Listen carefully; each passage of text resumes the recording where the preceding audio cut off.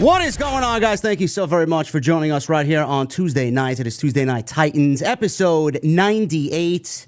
It is your Tuesday, June 3rd, 2025. I am your host, JD from New York. As always, joined by the man who wishes to legitimately bring law and order to the USA Network, the Solid Monster. What's going on, brother? Dun dun.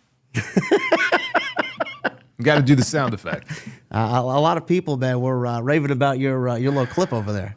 My God. Tell me when I'm telling lies. Have you taken a look at the USA Network schedule? I have. I listened to your clip. It's unbelievable. And people think I'm exaggerating. Like, it's not every day, but like yesterday, literally 24 hours of Law and Order SVU. And people wonder why SmackDown is not going back to 2 hours because they have nothing else. Wait a minute. So it's nothing but WWE, Law and Order, and Dateline. There's legitimately nothing else across 7 days. No. I mean, they have a handful of other things. I mean, they have what is it? CSI, Chicago PD.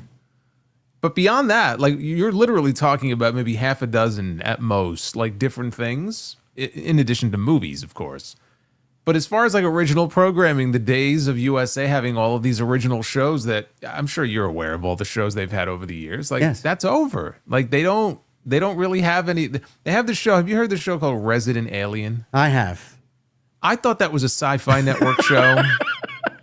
And USA is just airing it. I'm not even sure if it is technically a USA Network show, but like legit, like there's just nothing else. How close to the truth is that show, though? How many resident aliens do we have living among us?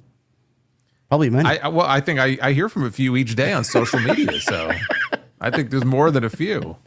Oh, man. Listen, man, gone are the days of Monk. Remember Monk? Yes, Monk and La Femme Nikita and Pacific Blue and Burn Notice and Suits and yeah, of course. Psych. Remember Psych? I remember Psych, yes. Yeah. I mean, I didn't watch 98% of them, but like I was aware of them, and USA had like a whole roster of shows, and now they have nothing. So of course they want. Look, if it were up to them, they would have 4 hours of SmackDown. Listen, I may have to sign up for your VPN so I can watch SmackDown in Canada, so I don't have to watch it on the USA Network. Well, you'll have to sign up for the VPN soon because they're going to be going back on an international tour in August. Yeah, that is correct. As if we need any more dull shows in WWE, but we'll definitely get into the dullness that is WWE. We got a big weekend coming up. It is Money in the Bank weekend and Worlds Collide weekend. So we have a lot to discuss in regards to that. We'll go over some preview and predictions for Money in the Bank and Worlds Collide. We got R-Truth in the news, not for good reason, but we will definitely talk about R-Truth. I talked about R-Truth in a video this past weekend. Jason did as well a little bit this weekend. We'll kind of mesh our thoughts together tonight for the first time here on episode 98. We also have Carlito no longer with the WWE. Sarah Logan no longer with the WWE. So R-Truth was not one alone in the releases this week, or the fact that they're not renewing contracts. It's not really a release. So we'll definitely talk about that. We got news on Triple H not being a fan of Money in the Bank. We got news on the backstage reaction to Evolution. And we got news on Mariah May. And we'll definitely talk about Dynamite. We had some important news and notes coming out of Dynamite on Wednesday as we head into All In. So we got a loaded show for you guys tonight. I know it's a big NXT as Mike Santana is going after the NXT Championship against Trick Williams. So I'm sure you guys are excited about that, as are we, to see what he does there. I do not think it will be the end for Trick Williams. I think we'll have another match easily between the two, and Santana will undoubtedly get the job done because he always does, Jason. I mean, the year he's been having, actually more than a year, it's an inevitability. His ceiling is unlimited, and anybody who's been following his work, whether it's in TNA or anywhere else, you can kind of read the tea leaves and you can tell where he's headed. It's only a matter of time. I think it's going to be, honestly, less than 2 months from now, we're going to be sitting here talking about Mike Santana, the TNA World Heavyweight Champion. Indeed. I think that's absolutely going to be the case. Mike Santana is wrestling this Friday. It is, actually Saturday. I'm sorry, Saturday. House of Glory. Mike Santana's Puerto Rican Weekend, Volume 2, happening this Saturday. Jason will be there on the call. What's going on for that show, Jason? I know Santana is going up against Tomohiro Ishii. Is that correct? Yes, yes. So the long list of challengers continue. He's been champion for a long time, well over 500 days, and so Ishii is coming in. This will be his first appearance. Basically the theme of the show is Puerto Rico versus the world. So Tomohiro Ishii is not Puerto Rican. I know I'm breaking news here to all of you. Oh, you could have fooled me, man. I know it's a little tricky, but like my Santana is so like. It fits the theme of Puerto Rico versus the world. He's putting his championship on the line. The Amazing Red, he has not been around for a few months. He's going to be on the show as well. We have the debut, actually, the former Elektra Lopez. Carissa Rivera is making her debut on the show against Deonna Purrazzo, who was a little vocal recently about wanting to be doing more. And we said, well, why don't you do some more here in House of Glory? So we're happy to be having her back in. We had her in a few years ago. And you never know what else may be taking place on the show. So it's going to be good. I know you'll be involved with the Money in the Bank. I will be otherwise indisposed. It's a very busy weekend. There's just so much to choose from and to do, and it's like your head just spins just at the thought of it. Well, scheduling conflicts, man, they're no good for nobody. You know? Oh man, well that's what happens when you have a gazillion wrestling shows. You know, I mean, things happen. I know. So yeah, that's happening this weekend, Saturday. If you guys want to tune into that before your Money in the Bank festivities, that is going to be on Triller TV Plus. So make sure you go out and support. Follow us on social media at JD from NY206 and at the Solid Monster on X. Everything you guys need, you know where to find it: YouTube, Twitter, and all the likes. So make sure you guys go and do that. And super chats are open. I want to shout out quickly before we get into any of the business tonight. Havili in the chat has blown the super chats up tonight. And we personally want to thank Havili in the chat. My goodness. As well as Sidro and Hannah and everybody else that has just blown us away before we even said anything this week, man. That's the type of energy we love to see on a Tuesday night. So keep that up. We'll talk about the super chats and go over all of your questions, comments, and concerns at the end of the show, as always. And please hit the thumbs up. Our goal every week is 1,000 likes, and we hit it every week. So make sure you guys go and do that. Helps us out in the algorithm, and we both love being in the YouTube algorithm. Jason, as always, I'm going to leave it off with you. What do you want to talk about? Where you want to go? It's a busy weekend. Well, yeah, before we get into all that, I just wanted to make mention of the fact that today would have been the 57th birthday for Kevin Castle. Yes. And I know we talked about Kev a few months ago when he passed away. It's hard to believe. It's been almost 2 months now. But April 8th, Kev Castle of the Don Tony and Kevin Castle show, many shows, passed away. And a lot of friends in the community, not just fellow podcast hosts, but a lot of people who have listened to him in some form or fashion at least once over these last couple of decades, really. And so it was a big loss for all of us. And today would have been his 57th birthday. So I just wanted to acknowledge that because I know he's on a lot of people's minds today. Yes, and like his brother John Draper said today, if you guys want to go and do anything and honor Kev, go and foster or take care of a kitten in need, because Kevin would have absolutely done the same. So I'm actually planning on doing that. I'm looking at two boys, two brothers, and we may be bringing them in hopefully within the next week or so. So yeah, very nice. That's what I'm doing. So love Kevin, miss Kevin, and thoughts and prayers to his family as always. Jason, as always, for you, where you want to go? What do you want to talk about? Well, you mentioned Mariah May. Let's start with Mariah May. How about that? That sounds like a good deal. Mariah May in the news. When Mariah is anywhere, it's good news. So Mariah was in the news this week, and a lot of people are making a big deal about this, especially kind of piecing together where we are going with the women's division in WWE after Stephanie Vaquer lost the NXT Women's Championship last week to, who was it, Jason? Who did she lose to? JC Jane. JC Jane. I know. I'm still shocked, man. I don't know what happened there. But yes, I would have preferred the lovely Jada Parker, but I mean, my opinion doesn't really matter here. But Mariah May is off the AEW roster page and is expected to head to WWE imminently upon the expiration of her contract. Fightful Select can confirm PW Insider's report of such plans. May's 2-year contract, which is ridiculous. I don't know how they signed her to only 2 years. I guess she's the smartest woman maybe in wrestling to sign only 2 years. She is. I mean, honestly, seriously, when you look at the run that she had, it's actually quite genius. It's like, she arrived, she achieved the highest honor that you could achieve in the women's division, and then she exited. Yeah, it's the perfect run. That's unbelievable. Only 2 years. We'll get back to that thought in a second. With AEW expected to expire, effective done immediately with the company after that, there have been no substantial creative plans for her since the Hollywood ending. And Sean Ross Sapp is told that most in the company expected her to move on to WWE. So as of May 30th, 1:30 p.m., Mariah May's management claimed that despite her being off the roster page, her deal has not officially expired at the moment. Some murmurs in the community states late summer, maybe early fall.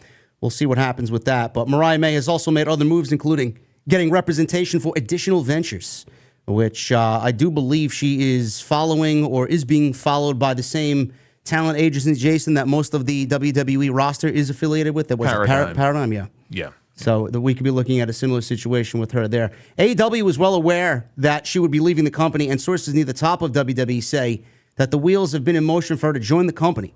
The most surprising element within AEW was that Mariah May had a 2-year deal with no additional option for a third.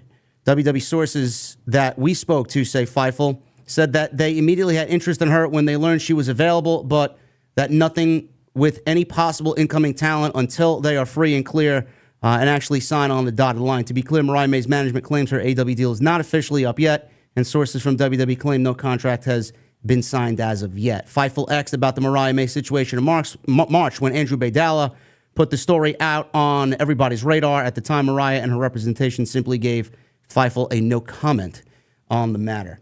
Now, getting back to the JC Jane situation, Jason, I know we touched upon it briefly last week, and there was a little news and note about Mariah here and there, but this is a full-blown report now that she's been taken off the AEW roster page. With JC Jane winning the championship, I think everybody here knows that more than likely it's going to be a transitional championship run for JC Jane.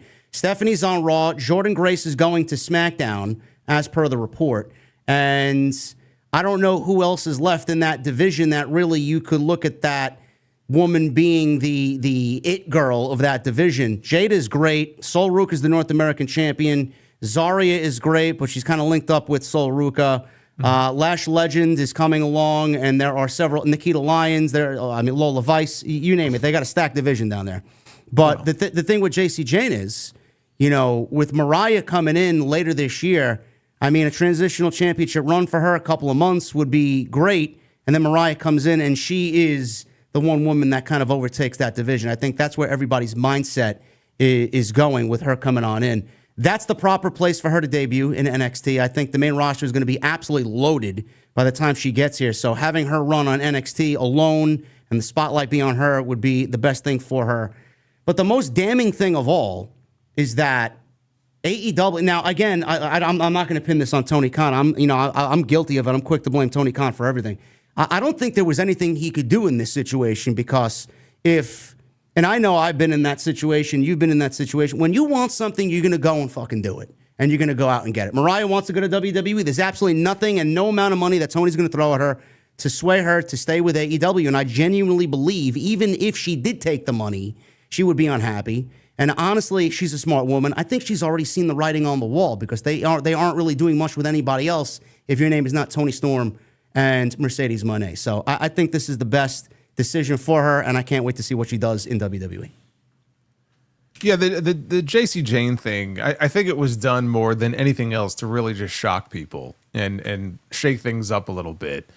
And I don't expect her to have the championship for very long. It was just surprising that they opted to go with her. Like you mentioned, there are some other names they could have gone with. You mentioned Jada. Jada has already had a couple of championship matches this year, so she's been in that mix.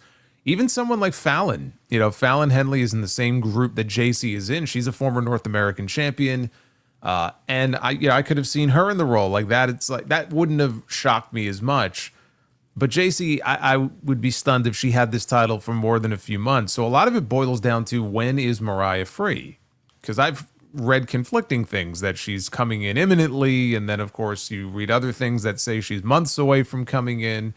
A lot can change in 6 months, if we're talking 6 months. But, my attitude is, you look at everybody who is either been recently called up to the main roster or is potentially about to be called up to the main roster. Julia's on SmackDown. Stephanie's on Raw. Jordan is probably going to SmackDown.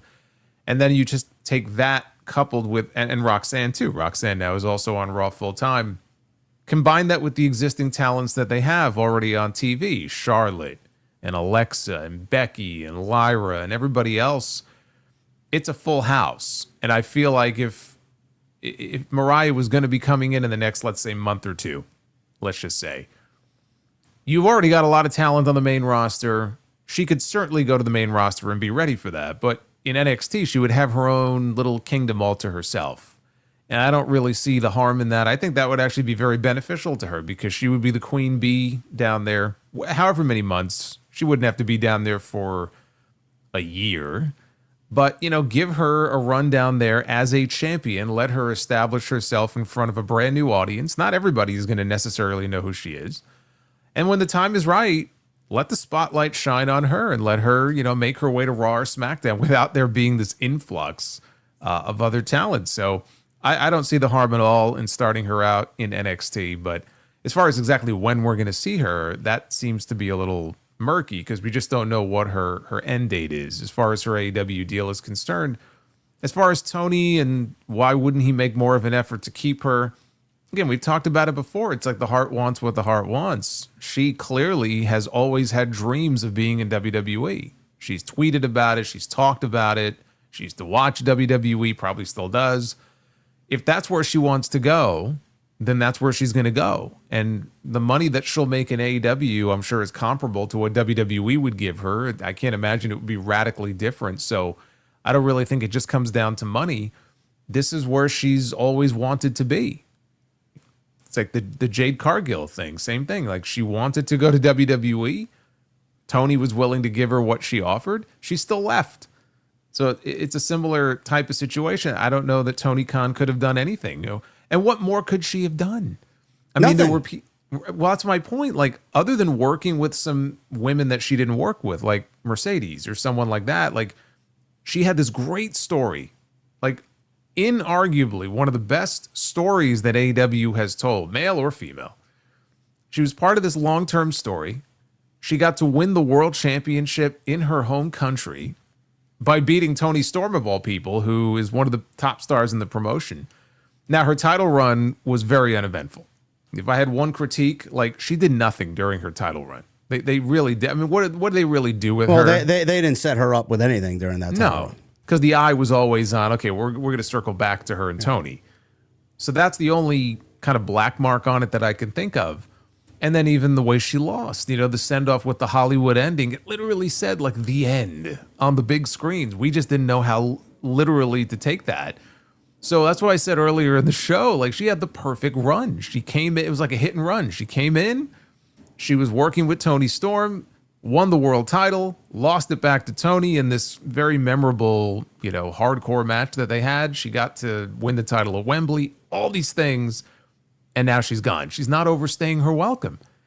A lot of people have made the point, and I agree with it. Like, this is how it used to be, like in the territory days, where you wouldn't overstay your welcome in one place. You would be there for a while. When your time was up, you would do the honors, and you would bounce, and you would go somewhere else and do it all over again there. So 2 years in AEW, I don't know if she goes to WWE. I'm sure they're going to sign her to more than a 2-year contract, I'm sure. But she really did have the perfect run. What else would she do if she stayed that she didn't already do? It would be difficult. I can't really come up with anything unless it would be against Mercedes, but that whole division is being swallowed by those two women at the top, so there probably would be nothing for her to do if she did want to come back. If none of this happened, theoretically, let's think about this. If none of this happened with Toni Storm, we don't get this great match, we don't get this Hollywood ending, is WWE still that interested in Mariah May? Or does WWE just let her walk back into AEW? They're always going to be interested in someone like Mariah May. I mean, I'm saying the whole Toni Storm thing just enhanced her unbelievably. I mean, of course it did, but there was talk about her even before she went to AEW. I mean, there was talk like Mariah was already starting to make waves in stardom. Now, AEW is really what opened, I think, a lot of people's eyes to what she could do. She wasn't just a pretty face. Like, she could work. She could talk. She's got a certain charisma about her. She looks and feels like a star, right? Stephanie Vicaire. She just has that vibe about her. She's a star. Some people have that. I'm trying to avoid using. I know an aura. I know the it factor. She has this. She has it. We don't know what it is. But it's a lot of things. Yes, she has it because I've grown to hate that word. she people use it all the time. She's got it. She's got the it factor. So I think even if you took the AEW run away, I mean, would WWE be tripping over itself to sign her to some huge deal? Probably not. But I think they would have taken somebody like her in a heartbeat, even without the AEW run. The AEW run only drove her value up that much more. Yeah, it's amazing to see the talent that this woman has, what she did, not only in the ring, because AEW was the first time that I actually realized who she was. It's the first time I saw her wrestle, first time I saw her move and just speak, everything that she did, the in-ring ability, the acting, the presence on TV, the way that she accentuated certain things, the way that she just kind of transformed herself into this villain for Tony Storm with that whole shoe spot, that ending to Dynamite where we left Tony Storm bloodied. It was just unbelievable. What she did in the 2 years might have been the most dynamic 2-year performance of any talent in AEW history. She really went out there and just fucking killed everything that she was in, minus the title run, of course, because they didn't really set her up for success. But, yeah. I mean, if there's anybody that deserves the fucking bag she's going to be getting, it's Mariah May. And also, and I'm sure WWE is well aware of this, that if she comes in, I believe she would be only the second former AEW world champion that they would be signing. So that's another pretty big get for them, because she was a world champion there, and there was there's not too many of those that they can say they've been able to kind of lure away from AEW and kind of bring over to the other side. Well, there may be a third, bro. Jericho's contract's up in October. I'm aware of that. We may get the learning tree on Friday Night SmackDown. Oh, fuck you for saying that. Fuck you for saying that. Yeah. I don't need you putting this out there now. You know what's going to be hilarious to me, though? All the people, like, I've healed on Jericho a lot just because, oh my God, the learning tree stuff. And I just love how Jericho has disappeared. And now there's talk, like, I'm seeing people talking online about how, like, we may not see him for a while. And now there's contract talk. I just love how we never got the blow off or the payoff to the stuff with him and Big Bill. So not knowing when Jericho is going to be back on TV, like he may be out for another couple of months, right? In the meantime, Big Bill, what's Big Bill doing? Like he's stuck in this awkward state now. Whereas if you would have blown it off before and Big Bill breaks away from the learning tree and goes babyface, maybe he'd be in the mix doing something else. But right now it feels like he's still tied to Jericho. And until we get to see Jericho again, Big Bill ain't doing shit. Listen, I love Big Bill. I don't know what the fuck I do too. I think he's got potential to do more than just be a learning tree lackey. But what's going on with Jericho? Because if Jericho's not on TV, then the Big Bill stuff, it's just stuck in this state of suspended animation until Jericho comes back. Why didn't they take care of that before Jericho went away? Jericho only cares about Jericho. I don't know what to tell you. I was only joking, by the way, Chad. I don't want to see Jericho anywhere near WWE, especially with what's going on now. What I was going to say is for all the other people that shit on Jericho and say awful things about Jericho, you know that there's a good number of those people that if he was to leave and go back to WWE, like they oh my God, Chris Jericho, Y2J is back in WWE. How will he reinvent himself this time? I can't wait to see. I like the learning tree, man. I thought it was a great gimmick. Yeah, just give it a chance, man. Just give it a chance. No, we don't want to give nothing a chance, man. If he wants to come back in some sort of Legends role or whatever the case may be, fine. But as a weekly addition to television, no, thank you. But yes, Mariah May, that is going to be a very interesting story to see through, and NXT may end up being her destination. So we'll definitely keep you guys posted on that when news is available. We'll keep with the AEW stuff, Jason, because I know Dynamite on Wednesday gave us a couple of great segments, especially that opening segment between Will Ospreay, Swerve Strickland, and Adam Page. I thought that was the best piece of storytelling business that AEW undoubtedly has done all year. And with the three theoretical pillars of the company and those three guys, that's exactly what you want 7 weeks out from your biggest show of the year. And I love the fact that we still don't know where everybody is going to be but Hangman. We know Hangman's going to be wrestling Moxley for the World Championship. Hopefully nothing changes. And the decision is Hangman winning the championship in Texas. But Swerve and Ospreay, we don't know what their direction is. And me and Jesse on Wednesday were trying to figure out where they go. Do we see a partnership between them? Do we see a one-on-one match? Is Swerve going heel? What's your take on the opening segment? Because I think we came to a understanding, him and I, that we think Swerve is going heel going into All In. What do you make of that? I don't really like that. I mean, Swerve's pretty over right now as a babyface. Not that he's, being overly babyfacey, but the fans have taken to him as a babyface. I think it would be premature to do that. My initial thought is that we were getting stories about the decision being made on who to go with in the finals of the Owen was very last minute. Yeah. And Tony knew who it was going to be, but again, the final decision may have been made either the day of or just very late in the process. So I wonder if that's true, and if you believe those reports, then maybe the plan was to do Hangman and Swerve against the Bucks in Texas, because that really did feel like where we were headed with this. And so if it was a late decision to go with Hangman, then it kind of leaves a hole there, because what do the Bucks do at All In? There's no other obvious match for them right now. They could always try to set something else up, but maybe they just plug Ospreay into that role that Hangman was going to be in, and we get Swerve and Ospreay as partners against the Young Bucks. I think that's a possibility.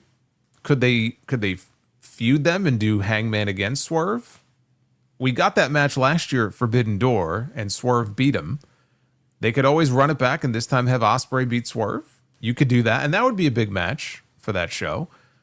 And also what it would, now this is another idea, and I'm not advocating this, but if Jon Moxley doesn't lose that championship in Texas, if he's actually going to go in there and win, what if they were setting things up in a way where we get Swerve and Ospreay one-on-one on that show with the idea that whoever wins that match is going to become the number one contender for the championship.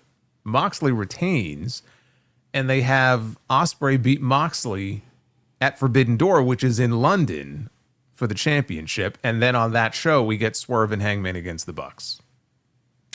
So all the stuff we were talking about for Texas effectively gets pushed to Forbidden Door a month later, because somebody floated that as an idea, and I'm like, oh my God, I didn't even want to hear the idea of Moxley winning in Texas. But I thought about it, I'm like, you know what? It's possible. I could see them maybe doing that. Yeah, I mean, that's actually not a bad idea, because, I mean, that was also something we discussed, too. Is Ospreay going to be walking into the O2 Arena in London as the champion, or is he going to be walking in as the challenger? I mean, that show is going to be heavily built around Will Ospreay. We just don't know in what capacity. So I actually think that is a feasible plan. I don't really know if that's the direction he's going in, but I just like this Moxley thing to end and end ASAP, and then we'll just figure out the rest from there. I think that's the best decision for him in the company. Yeah, no, but it just feels to me that if Moxley is going to win in Texas, the only reason to do that is because they're probably going to want to put the belt on Darby. Darby. Yeah. We still got the Darby situation that has to be resolved between him and Moxley. So that's the only thing. But again, Forbidden Door being in London, it's a month later, 5 weeks, whatever it is. I could see that if you were to do Swerve and Ospreay in Texas. Even if you don't make it a number one contenders match, logic would dictate a big match like that. Whoever comes out of it probably would be next in line to challenge for the championship. And I just don't see it being Ospreay against Hangman again. Moxley would retain. And again, maybe they have Ospreay win the title instead of going into London as the defending champion. He actually wins it there. It's possible, because they made the decision not to run Wembley again this year, because I think they knew. It went from 80,000 to 50,000 to who knows how many they would have gotten. So I think it was smart to put Wembley off for at least a year. But that's sort of their de facto UK show now. And if Tony Khan wants Ospreay to finally win the championship on a UK show, I mean, they may not run another show like that in the UK until 2026. It all comes down to who he wants to be the champion at the end of all this. Oh, my God. I don't want to cut Jason off. Look at the chat, bro. Everybody's saying Mariah May is on NXT. Well, there you go. What did I just say? How? Why does this shit happen every time it's like we're good luck charms, man? Poor JC Jane. She doesn't seem long for this world as the NXT Women's Champion. Man. What is below transitional champion? Is there anything worse than transitional champion? Dude, let's take bets. Like, does JC Jane make it out of the hour as the champion? What are we doing here? Man, you gotta love when this shit happens just randomly, man. Just at a live reaction right there. We're not even watching the show. The chat's going fucking crazy right now. Shawn Michaels he wants to get people talking. So, it's like NXT is going to become now the show where the unpredictable happens and you just never know what you're going to see. So you have to tune in to see what crazy shit is going to happen on the show. Who's going to show up? What titles might change hands? She's brawling with I think JC Jane. The chat says what happened here? Did they troll us with the length of her contract? Probably, right? That's why I said. I mean, there were conflicting reports. Like on the one hand, there were reports that like her debut in WWE was imminent, which I think is what Fightful originally said. And then, as you were saying, there was a report from her agent or representatives that she's still under contract, which I thought was very odd because not only did they take her off the roster page, they took all of her merch off Shop AEW. Like they wiped everything clean, which if there was somebody who was still under contract, normally they wouldn't do that. So it felt to me like she's probably coming in very soon. And then we see how soon that was, obviously. The chat says they did not say her name, same way that they did not say Ricky Starks' name when he came in. So she might not even be might not even be Mariah May by the time this is over. Get ready for Mariah March. Yeah, that's great. I don't believe it. Mariah May, you're hearing it first right here. We're live, and Mariah May is on NXT. So that is something Jason and I definitely have to watch when the night is over. So that is. Boy, I'm really happy that I chose to open with that as the topic. So we covered it just before it actually happened. I swear to God, we're not in the know. We're not in the know. Okay. I was like, of all the topics that I'm like, why don't we start with Mariah May? How about that? Oh man, that's awesome. So. We'll definitely keep an eye on that, and that's going to be big news tomorrow. She's going to be, she is going to do very big things in WWE. I just find it impossible that somebody like her who just gets it, she gets it. And again, she's a beautiful woman, but she's not just a pretty face. She is not afraid to go in there. Yeah. And we saw it in the match with Tony. We saw it in that Hollywood ending match, man. She'll go in there and she'll take a beating and dish one out. So she could work whatever style you need her to work. I'm sure she'll be a great babyface one day, but she's a great heel. I mean, this woman slapped her own mother across the face. Let's not forget. So yeah, I expect big things out of her in WWE. Tyler in the chat says, "Who is your source?" LOL. But there's no, yeah, really. That's basically Common what it boils down to. Is yeah. Really, yeah. Yes, the opening of Dynamite was excellent. It was the best part of the show, and then the show, honestly, for me, just kind of fell off a cliff. The other big thing that happened on Wednesday night was the first interaction between Mercedes Moné and Toni Storm, someone who Mariah May is very familiar with. That ended the show, whereas we had the ladies open Double or Nothing. This one closed Dynamite here on Wednesday night.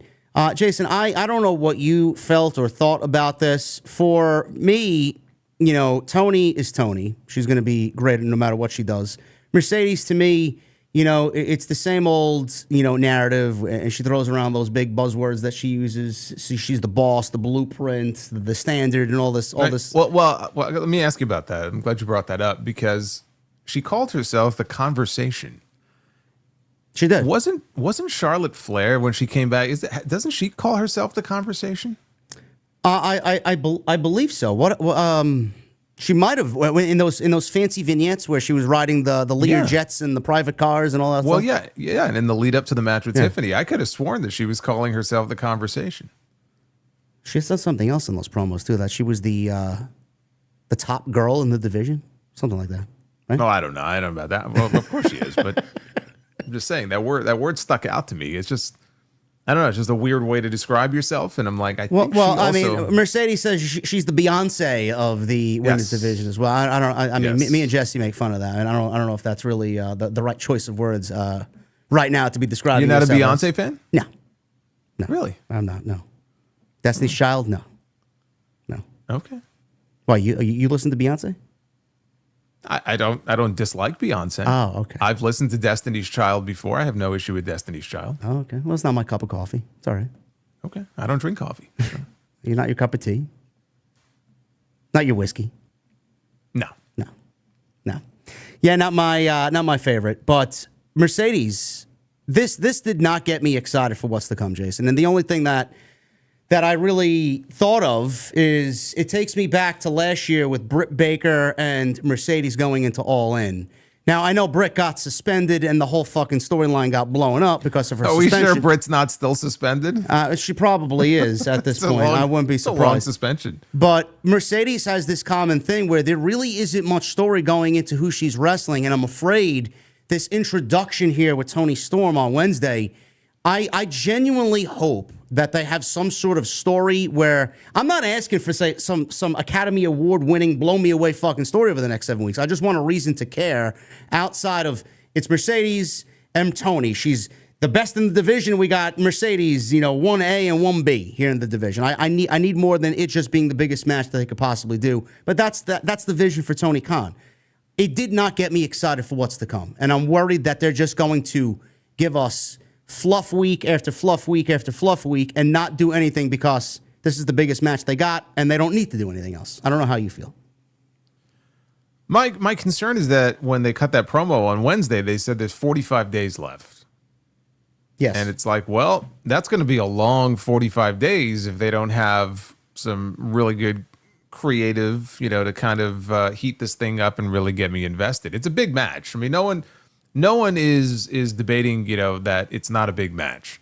It also did the highest quarter hour of anything on that show as far as the TBS airing, because we don't know what the max viewership is, but they did 700,000 viewers. And many times, I don't even really follow the ratings so much anymore because the max stuff, and we don't know what's on max, and it's just kind of foolish to even put too much stock into it. But typically, I know a lot of those AEW Dynamite shows, the segments tend to go down. They peak at the beginning, and then you get to the main event, and it's like the lowest quarter of the entire show. And that wasn't the case with these two women. They peaked with them. And even their segment on their YouTube channel, when they reposted it, had over 400,000 views. It had more than the opening segment did with the men. So there are people who understand and believe that this is the biggest, and it is the biggest possible match in the women's division that they could do. And I even think there's a chance they close the show with it if Jon Moxley is not losing his championship. If Jon Moxley is going to lose in Texas, then that should absolutely close the show. Big Agreed. celebration. If he doesn't, I could see them closing with this match. They're really pushing this as one of the main events on the show. All that being said, we have less than that now, but we have 45 days. You got to keep people interested. So tomorrow, Tony's in a match. I don't have the match in front of me, but they said Mercedes is on commentary, right? She is in a match with Mina against Julia Hart in Sky Blue with Mercedes on commentary. So Mercedes is on commentary, and that's fine. And so maybe they'll brawl. I don't know. Okay, that's 1 week. You still have a long time between now and Texas. What are they going to come up with? Because this has been an issue before when they have these long gaps, even with Mercedes and some of the feuds that she's had. There's just not a lot of meat on the bone. It's like, you got to keep this thing hot, keep it fresh. What are they going to do in the weeks between now and Texas? That's up to Tony Khan to come up with, whatever segments he comes up with. And then towards the end, you could always do the obligatory contract signing and all that. That's my only concern. Are they going to be able to keep this thing interesting enough? Because there is a lot of time between now and then. And everybody knows Tony's not losing her title between now and then. Mercedes is her title isn't even on the line in Texas, but she's not losing before Texas. It would be insane that at this point, after all the matches she's won, now she would lose. She's not losing either. So it's like, all right, well, we know they're not going to lose any of their matches. So what are you going to do to keep this interesting in the meantime? I don't know. Hopefully they got something. I mean, Mercedes says Jennifer Pepperman, and we got RJ City, who's very much doing what Tony needs of him, and he's been a big focus on that whole Mariah and Tony storyline, so he knows what he's doing. Hopefully they got something, and hopefully they build some interest going into All In. That's all I hope for. Match is going to be great, and a lot of people get pissed at me when I say that Mercedes is the best women's wrestler in the world, and people still bitch and moan that I say that. How could you? She's not better than Io. She's not better than Rhea Ripley. I mean, the woman has been doing the best body work maybe ever for her career. And Tony, she's probably the most, I would say, the most, especially in AEW, probably the biggest female in AEW. I would say she's probably one of the biggest females in all pro wrestling. So I don't know what the discourse is online. This is going to be a great match. And I said to Jesse, Jason, I don't know how you feel. If we know anything about Mercedes is so proud of what she did with Bayley at TakeOver. I mean, it started the revolution. It's probably one of the best, if not the best, WWE women's match ever, and nobody's ever going to touch it. But again, that's subjective. That's my opinion.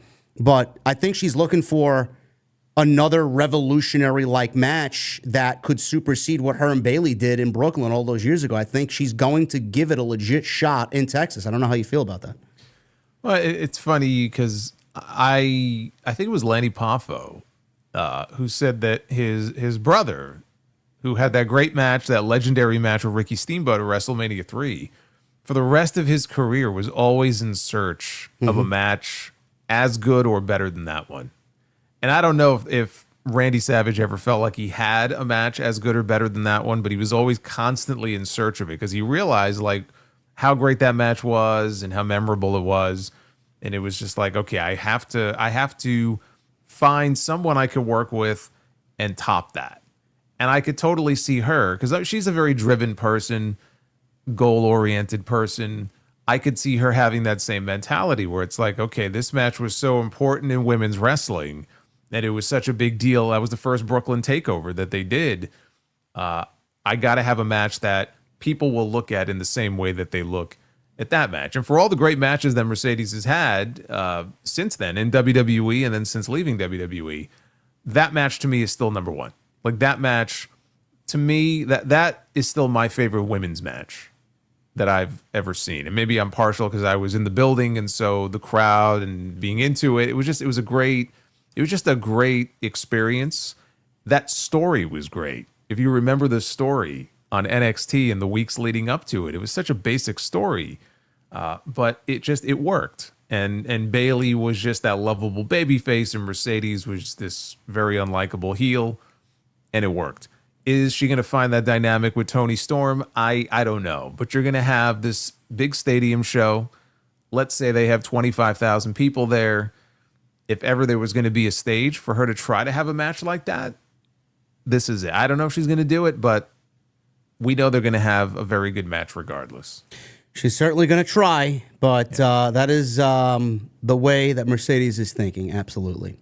The ending segment didn't get me excited. Hopefully they change that this week with Fyter Fest, where we have 4 hours of AEW television. It's not even Dynamite Collision. It's just Fyter Fest. So I want to run down the card, and then we'll talk about the other big thing that came out of Dynamite. Listen to this card. I may not even cover the show tomorrow with Jesse. I just may take the night off. That's how bad it looks to me. LFI versus Commander, Kevin Knight, and Speedball Mike Bailey. So Kevin Knight's back. Ricochet might have an opponent for Texas. We'll see about that. We got, and how is this pronounced, Jason? Is it Tekla or Tekla? They said it on TV as Tekla. Tekla. So I assume it's Tekla.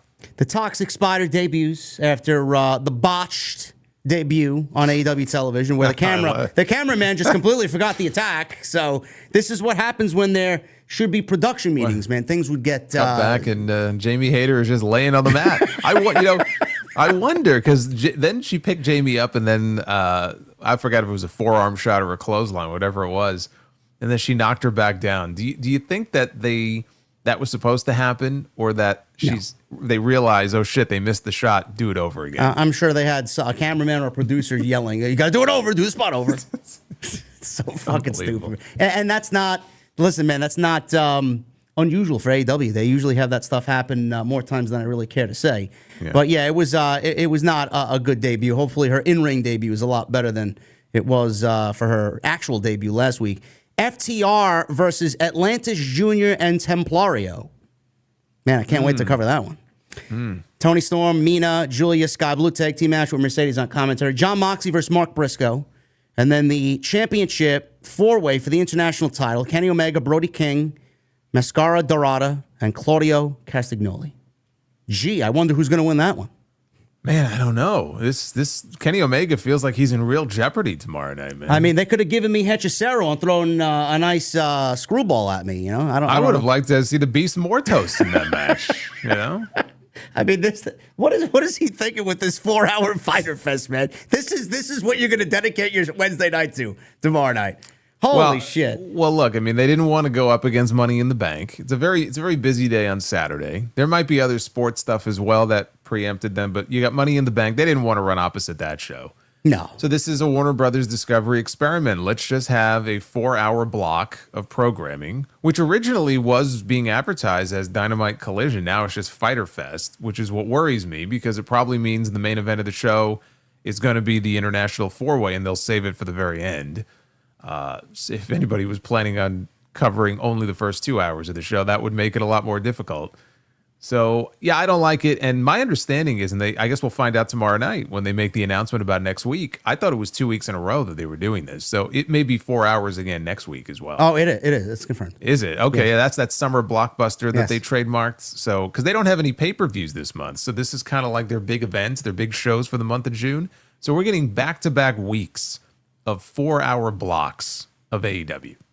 Ah, man, I'm kind of speechless. I don't know what I'm going to do with myself, honestly. I may go your route and just cover Dynamite and just. I mean, the championship match with Omega is very predictable. Why does anybody need to watch? I mean, it's predictable, but it's like the only real match of any significance on the show. So I mean, what are you supposed to do? Cover the first 2 hours and then go live and then just miss the actual match of note on the show if it happens in the last 2 hours? I guess. It's kind of pointless. To save yourself fucking brain loss, yes. Next week is 4 hours, and then the week after that, they're in Arena Mexico. So yes. hopefully they have some nice build going into Arena Mexico. Well, that's Grand Slam. Yes. That's going to be cool to see. So I'm very excited to see what they do there and what card they put together there. So that is Dynamite tomorrow for Fyter Fest. The other big thing that happened on Wednesday is something that honestly Jason and I talked about individually and a lot of people have on social media, something that should have never happened, and that was Kyle Fletcher and this botched apron powerbomb spot on Adam Cole. Now, this was an I wouldn't say it was an impromptu match. It was booked like a couple hours before the show. They just threw it on the card for last week. It was a TNT title match, Adam Cole and Kyle Fletcher. A lot of us thought that it was probably going to be the TNT title match for All in Texas, which it still very well may. I would definitely use what happened here on Wednesday as a catalyst to get us there. But they gave us this match a couple hours before the show, and within literally 3 or 4 minutes of the bell ringing, we got this apron powerbomb spot where Kyle Fletcher, Jason, clearly was out of position, and he ended up doing the move anyway.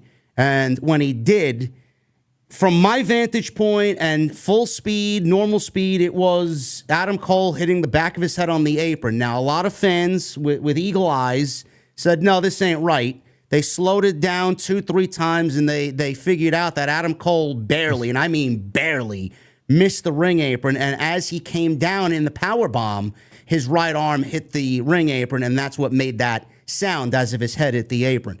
Now, Brian Alvarez said this, and I quote, "I can tell you today," this was reported last week, "I'm sure I'll hear about this all afternoon, but there were a lot of people furious at Kyle Fletcher because, like, at the end of the day, whatever you want to do is whatever you guys agree to do and everything like that. But Adam Cole has a history of head injuries.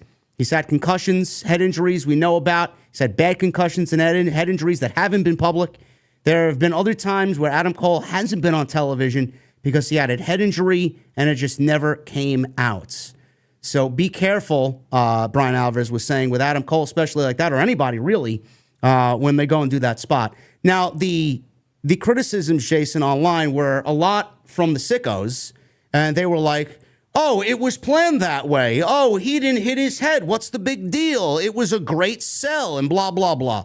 There's so much brain rot coming from that community, the AW sickos. It is hilarious to see them melt down when something like this happens.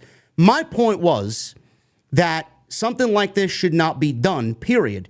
So many times AEW does these big spots on a nothing television show like this Dynamite, and it's in a match that doesn't really mean anything or doesn't really follow up and lead into anything. So they did it, and they could have ended the guy's not even fucking career. They could have ended his fucking life for all I care. But what the problem is that this happens way too many times, and AEW does this thing like this way too much, and they need to tone it down. Now, Kyle Fletcher was clearly out of position. You'd think he would be smart enough to not do the fucking move if he's not in position to do a move like that. And I don't really understand what the apron spots are about. AEW tends to do apron spots more than any company that I see on national television, and it's the same shit every single time. WWE does it. We see Penta doing fucking Canadian Destroyers on the apron and Death Valley Drivers on the apron. I don't like it. Why is there so much of a need to do these apron spots? And what did you make of this absolutely stupid spot that should have been not included in this match? I thought it was just very dumb and very unnecessary.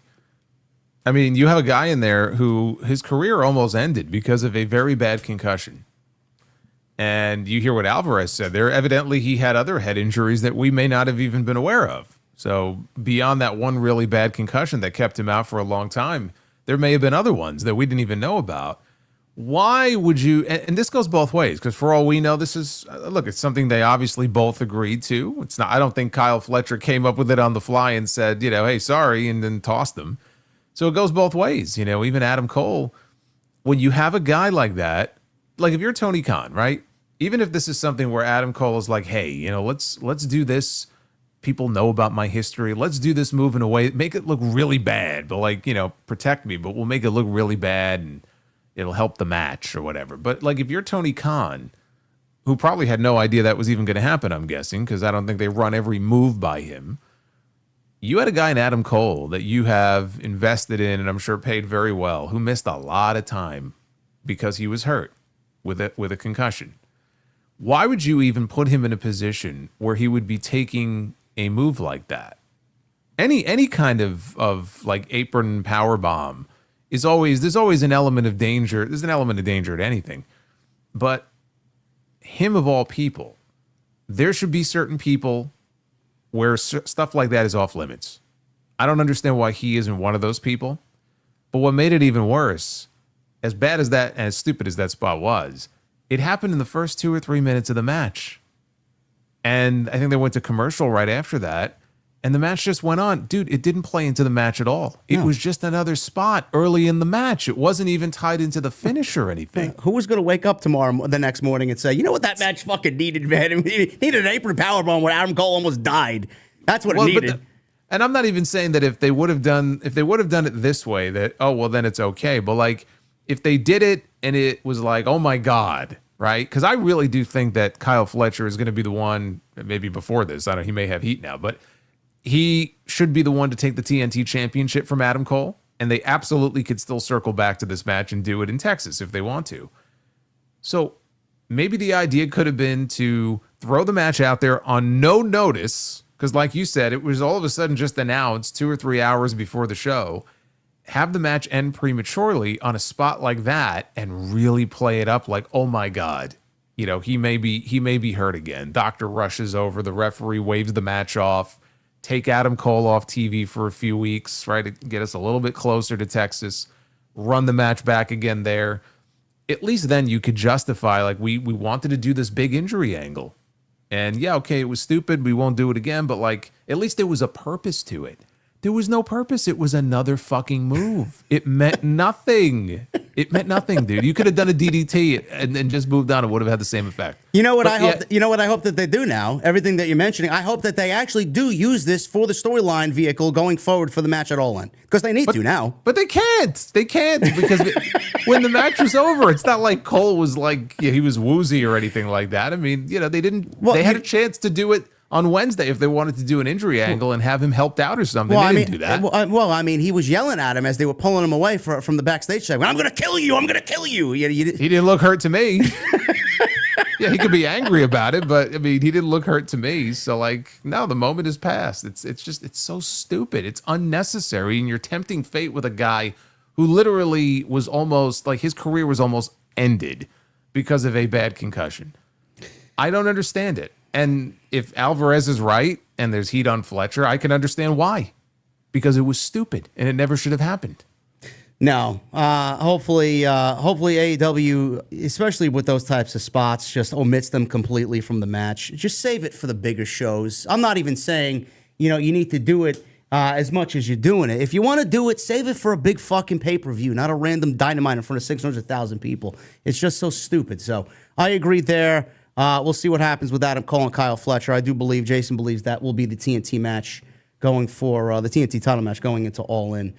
Fyter Fest, we got Dynamite last week, so AEW hopefully continues that nice ride of momentum going into All In. They did get a decent start on Wednesday.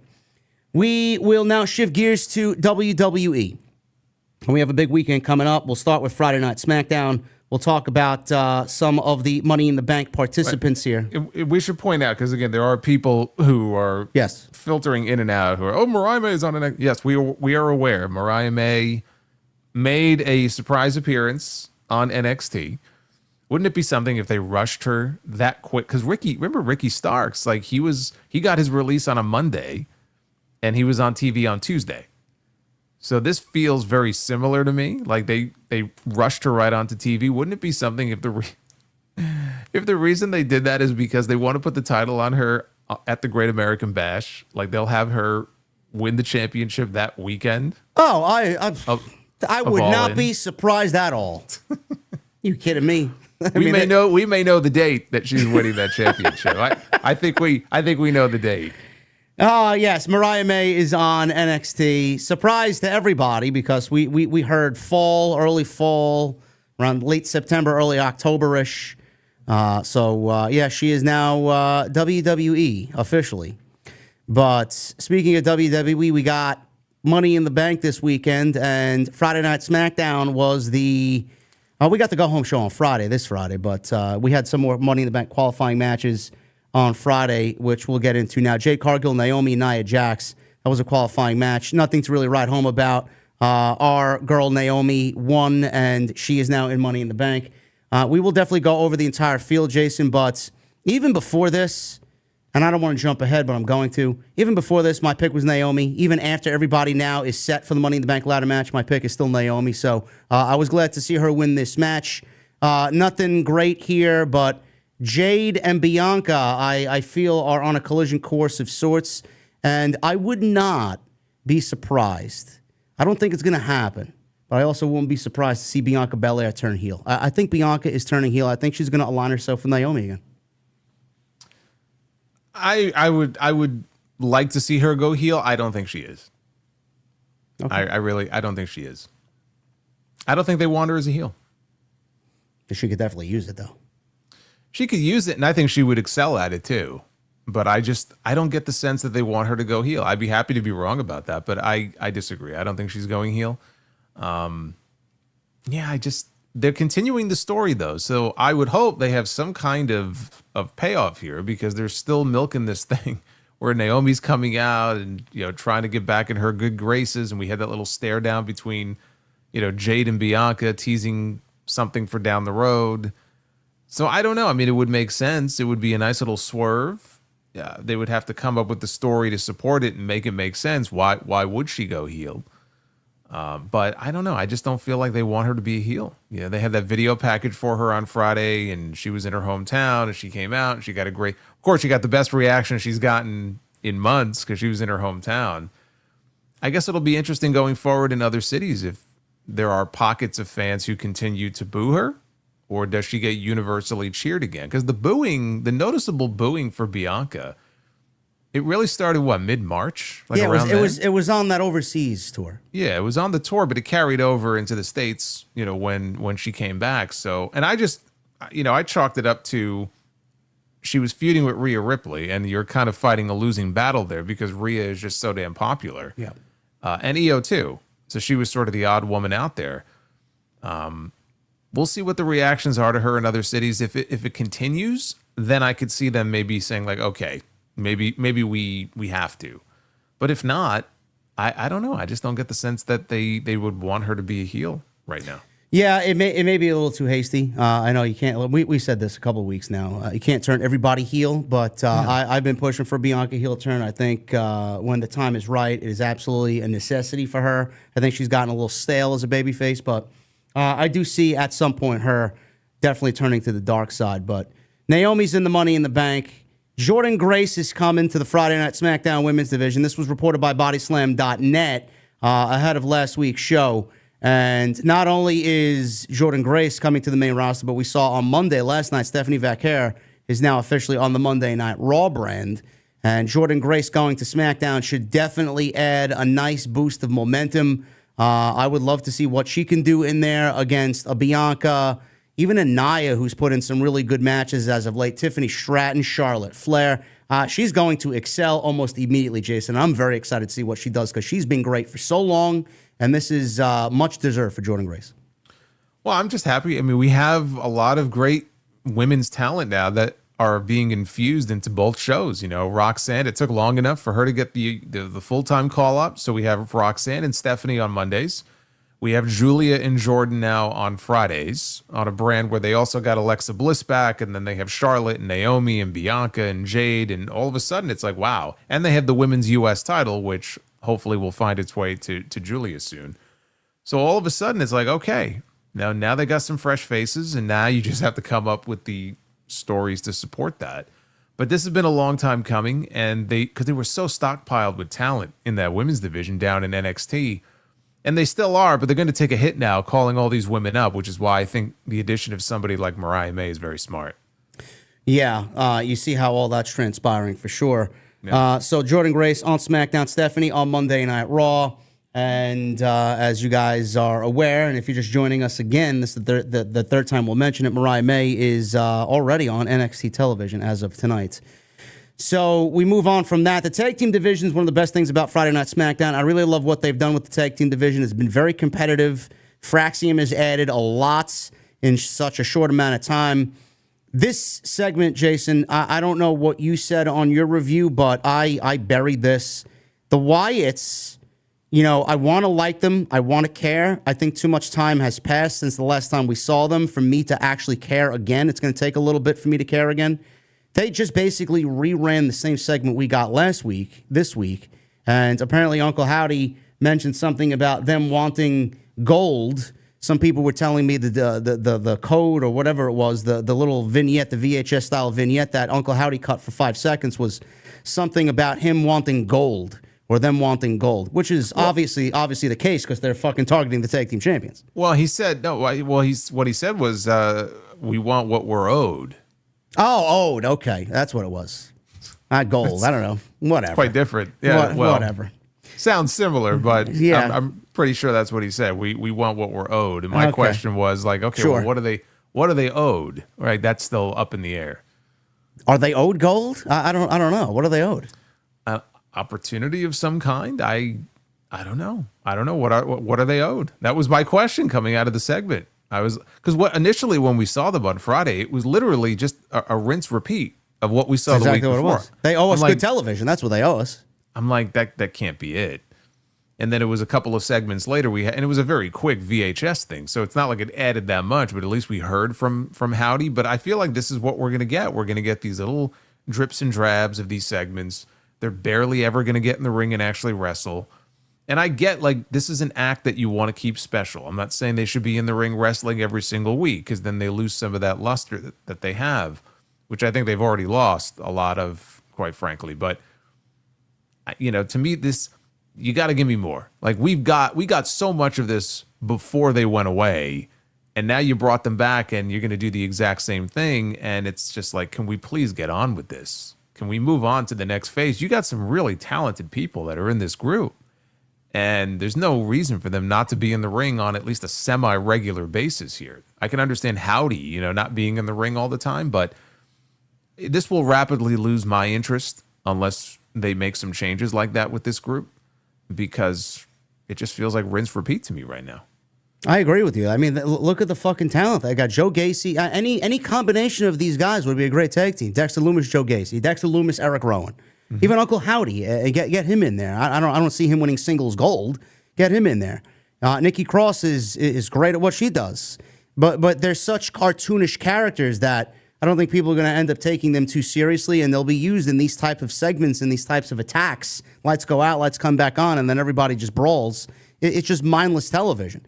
So I would love if they just humanize them a little bit and actually get them out there. I've said this even before they debuted.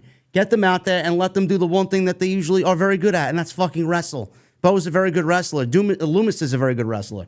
Rowan is a great tag team wrestler. Like, the fuck are we doing, man? Yeah, Casey was wrestling for the NXT Championship there at the end. It's fucking ridiculous. So we'll see what happens with that. But the tag team division minus the rinse and repeat segment has been very good as of late, with Fraxian being included. Javon Evans debuted on SmackDown, in-ring debut for him because he's taking part in a Fatal 4-Way at Worlds Collide. He was one of the best parts of the entire show. He killed it on Friday night with the Garzas and his partner, Ray Phoenix. That was a very good part of the show. So hopefully more of him. He's only 21 years old, so he's not going anywhere. I won't be surprised if he actually wins the North American Championship at some point. So we'll see him on Saturday.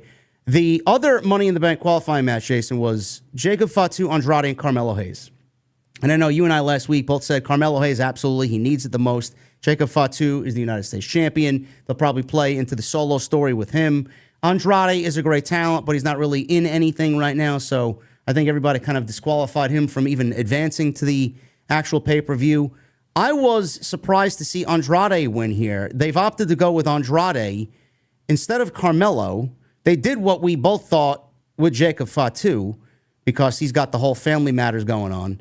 But Carmelo and Miz seem to be on a collision course for a breakup, hopefully, relatively soon. But Andrade ended up getting the win. Were you surprised to see Carmelo not advance in the Money in the Bank qualifier?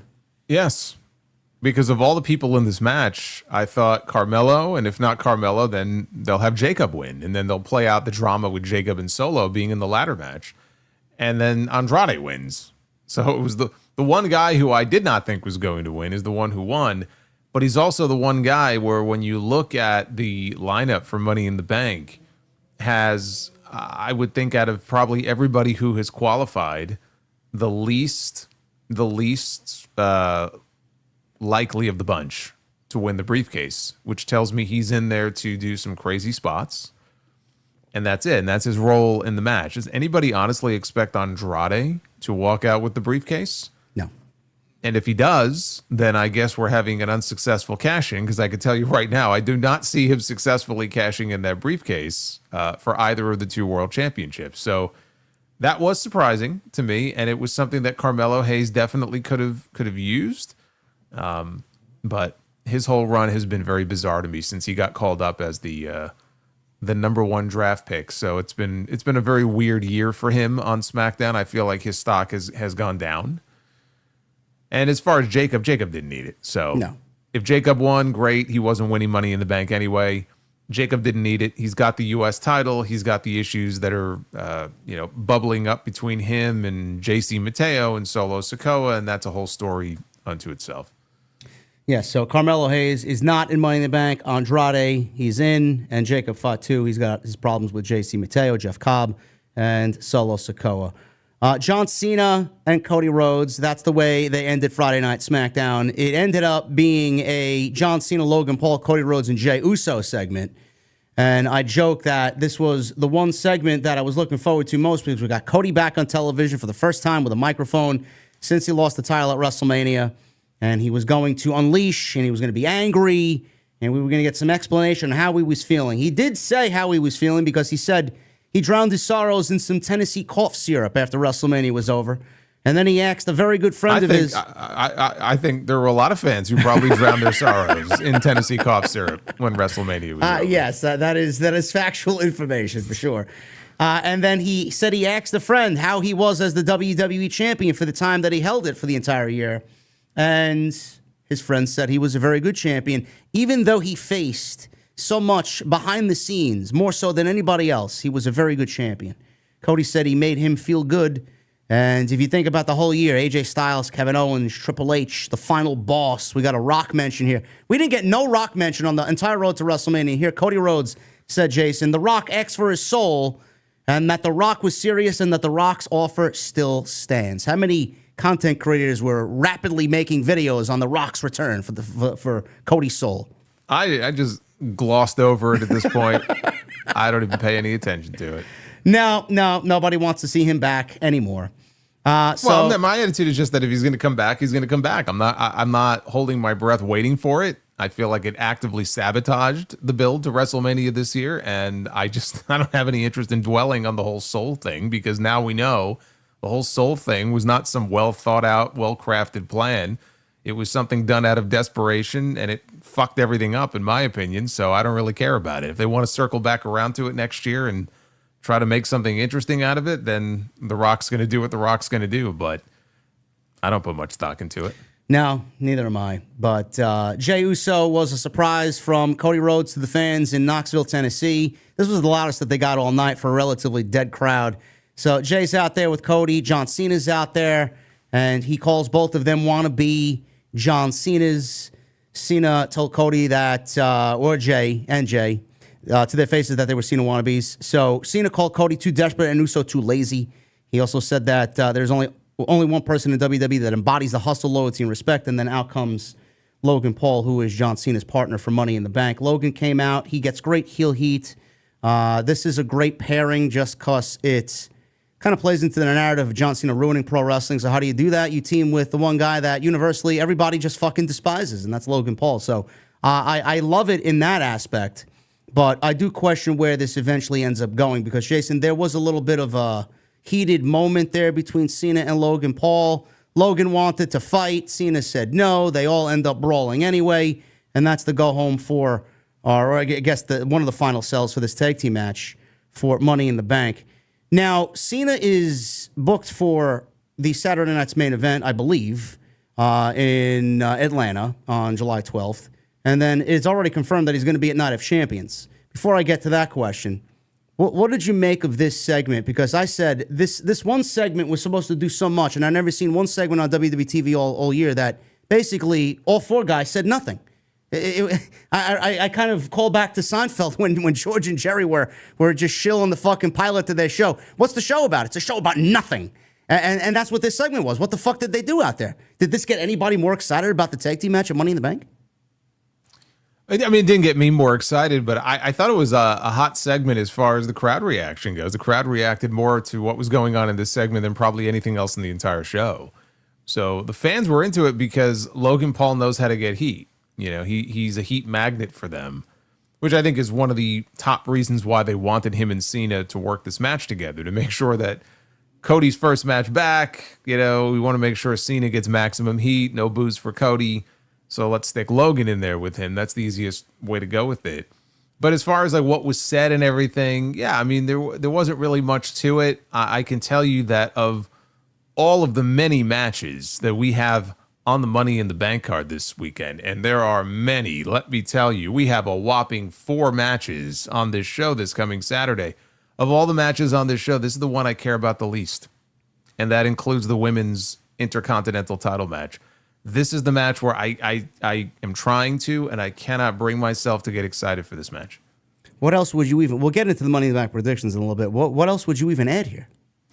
Well, usually they like doing at least the 5 matches. I feel like you can take... I mean, there's any number of feuds ongoing right now on TV. You have other championships. They usually like defending, like a lot of them on TV, Intercontinental, US.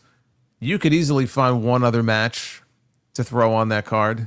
Just the idea, though, it's just the idea of it, that you have 4 matches on this show.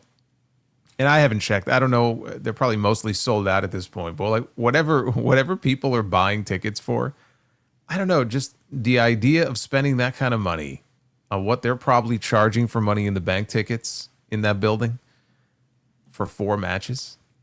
It's insane. I mean, look, I know 2 of them are ladder matches. One of them has John Cena. I get that. But 4 matches? I mean, it's just, to me, it's ludicrous. And I was joking last night. I said maybe they're actively trying to see how few matches they can book before people stop buying tickets. Like, we will have a PLE sometime in the next 6 months where it's like 3 matches. And then it's like, let's see if we can get it down to 2 matches and so on. Like, I could see them doing that. And as long as people are buying tickets, they don't care. That's fucking crazy. I don't know, man. 4 matches. Think they add something on Friday? I mean, it's possible they add one more on Friday, but I mean, it seems pretty locked in at this point. I wouldn't be surprised if we get no matches added. I was gonna say let's add Rusev and Sheamus, but that doesn't look like it's gonna happen. No, but that's another example. Yeah, you could absolutely give those guys some time on a PLE, but no, they'll throw that out there on TV in 2 weeks. I don't know. There's just too many shows. I've talked about this as well. There's just too many fucking shows. That's the reason why the shows are feeling as lame and as fucking sterile as they are. Is there's just too much fucking shows.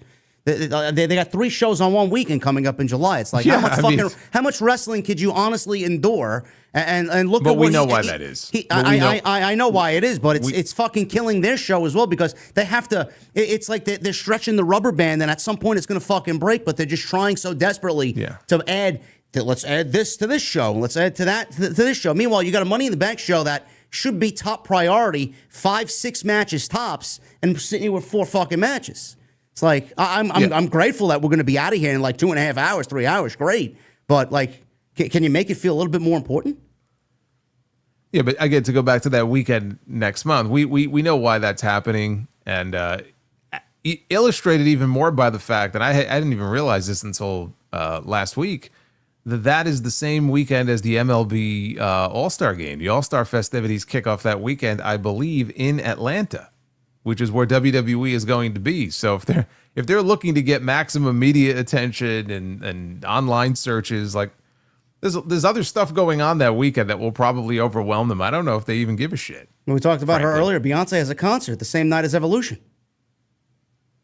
Is it the same night? I believe so. Yeah. All right. I didn't think she was having a concert that weekend, but maybe she is. But I know it's the MLB All-Star stuff, and again, I believe it's in Atlanta. And the game is at Truist Park this year. So it's like not even the same weekend, but the same location. But they don't care. It's like, no, it doesn't matter. No. Yeah. Well, they don't I worry about that Evolution show. It almost feels like it's sort of like the lamb to the slaughter. Like they're being sacrificed just for the sake of doing a show. And if it doesn't do well, it's like, well, we tried. We'll talk about that. If I'm a fucking fly on the wall in that locker room, I would guarantee the women do not like why they're being used in this capacity against AEW's biggest show of the year. I would hate it. And that's what's happening. I mean, they're being used. Yeah.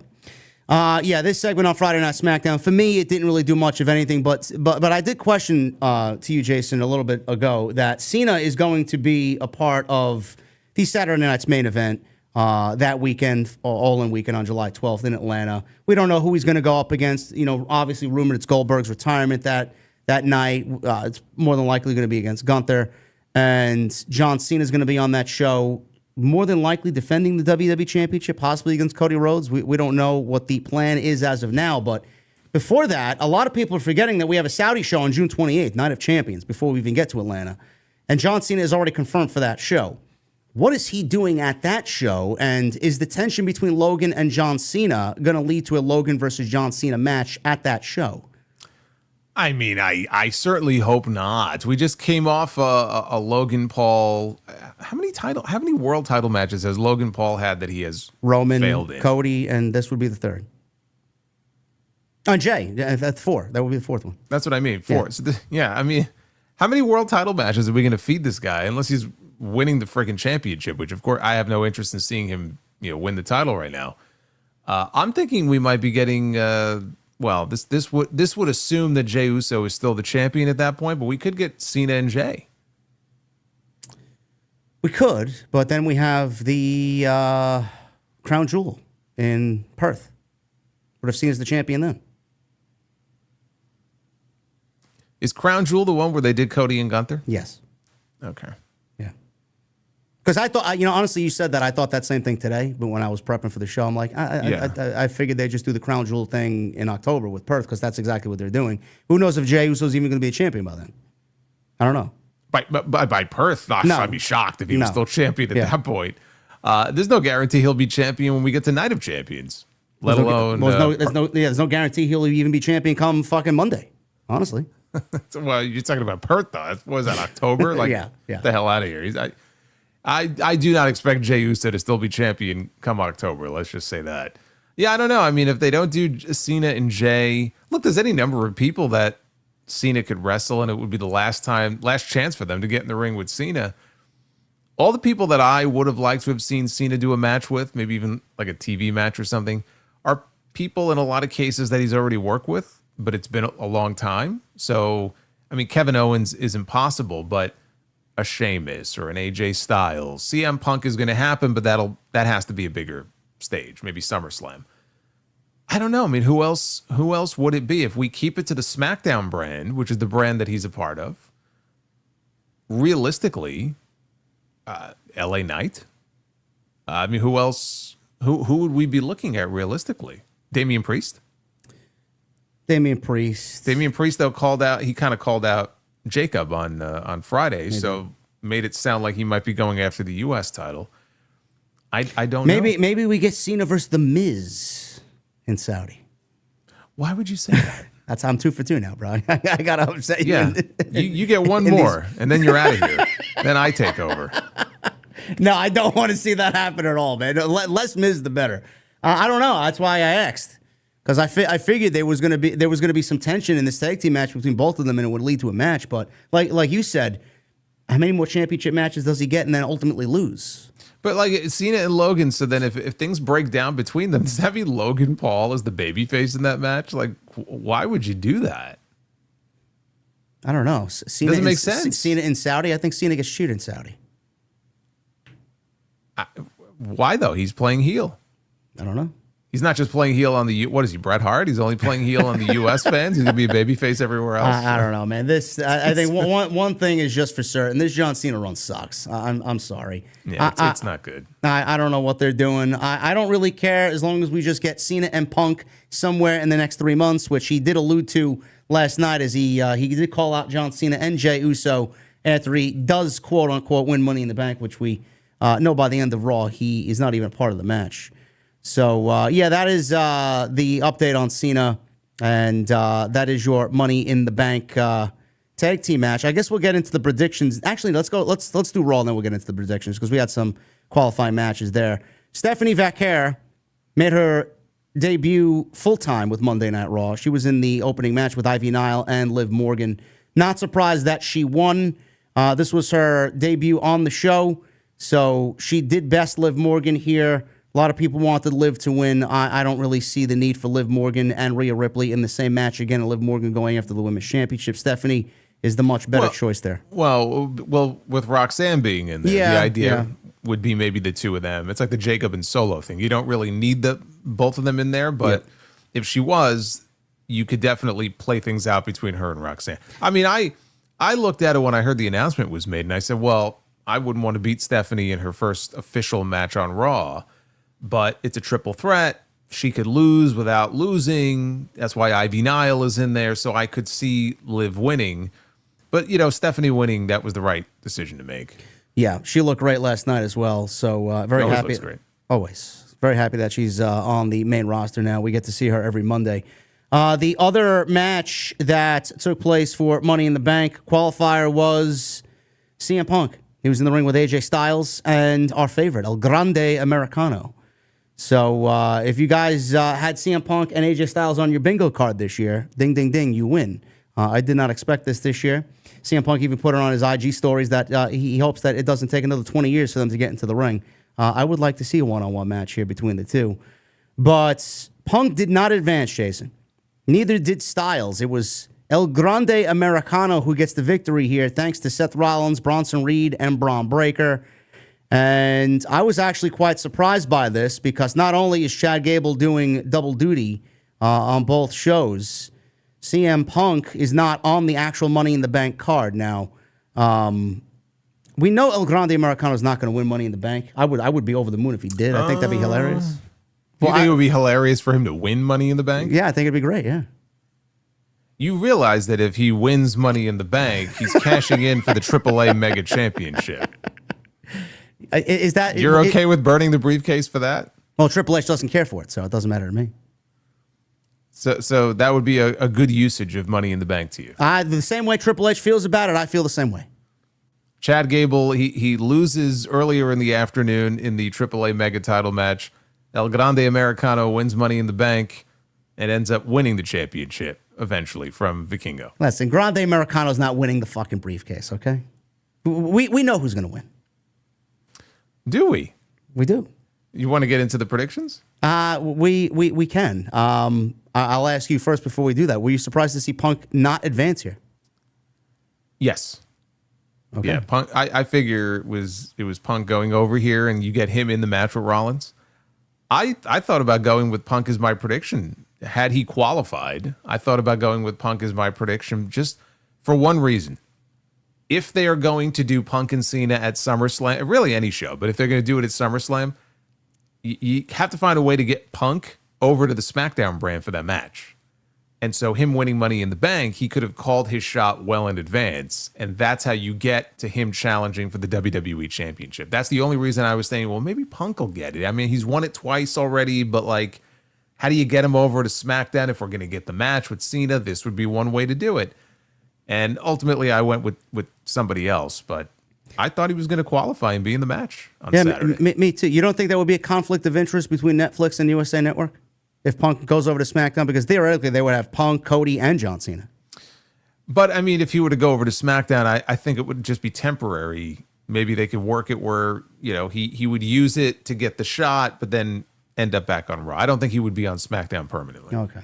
You'd have to make some adjustments in that case to the roster. Yeah, there's a rumor. There's a rumor of a draft or whatever's coming. So we don't have any news on that, but that is the rumor there. We'll get into the Money in the Bank now. We'll start with the men's, being that I've already predicted that both of us already know the winner. By process of elimination here, you could make a case for 2 of the 6 guys here. Okay, Solo Sikoa, LA Knight, Penta, Seth Rollins, Andrade, and El Grande Americano. Now, El Grande Americano's not winning. Let's start backwards. Andrade's not winning. Penta's not winning. That leaves us Solo, LA Knight, and Seth Rollins as, 1, 2, and 3.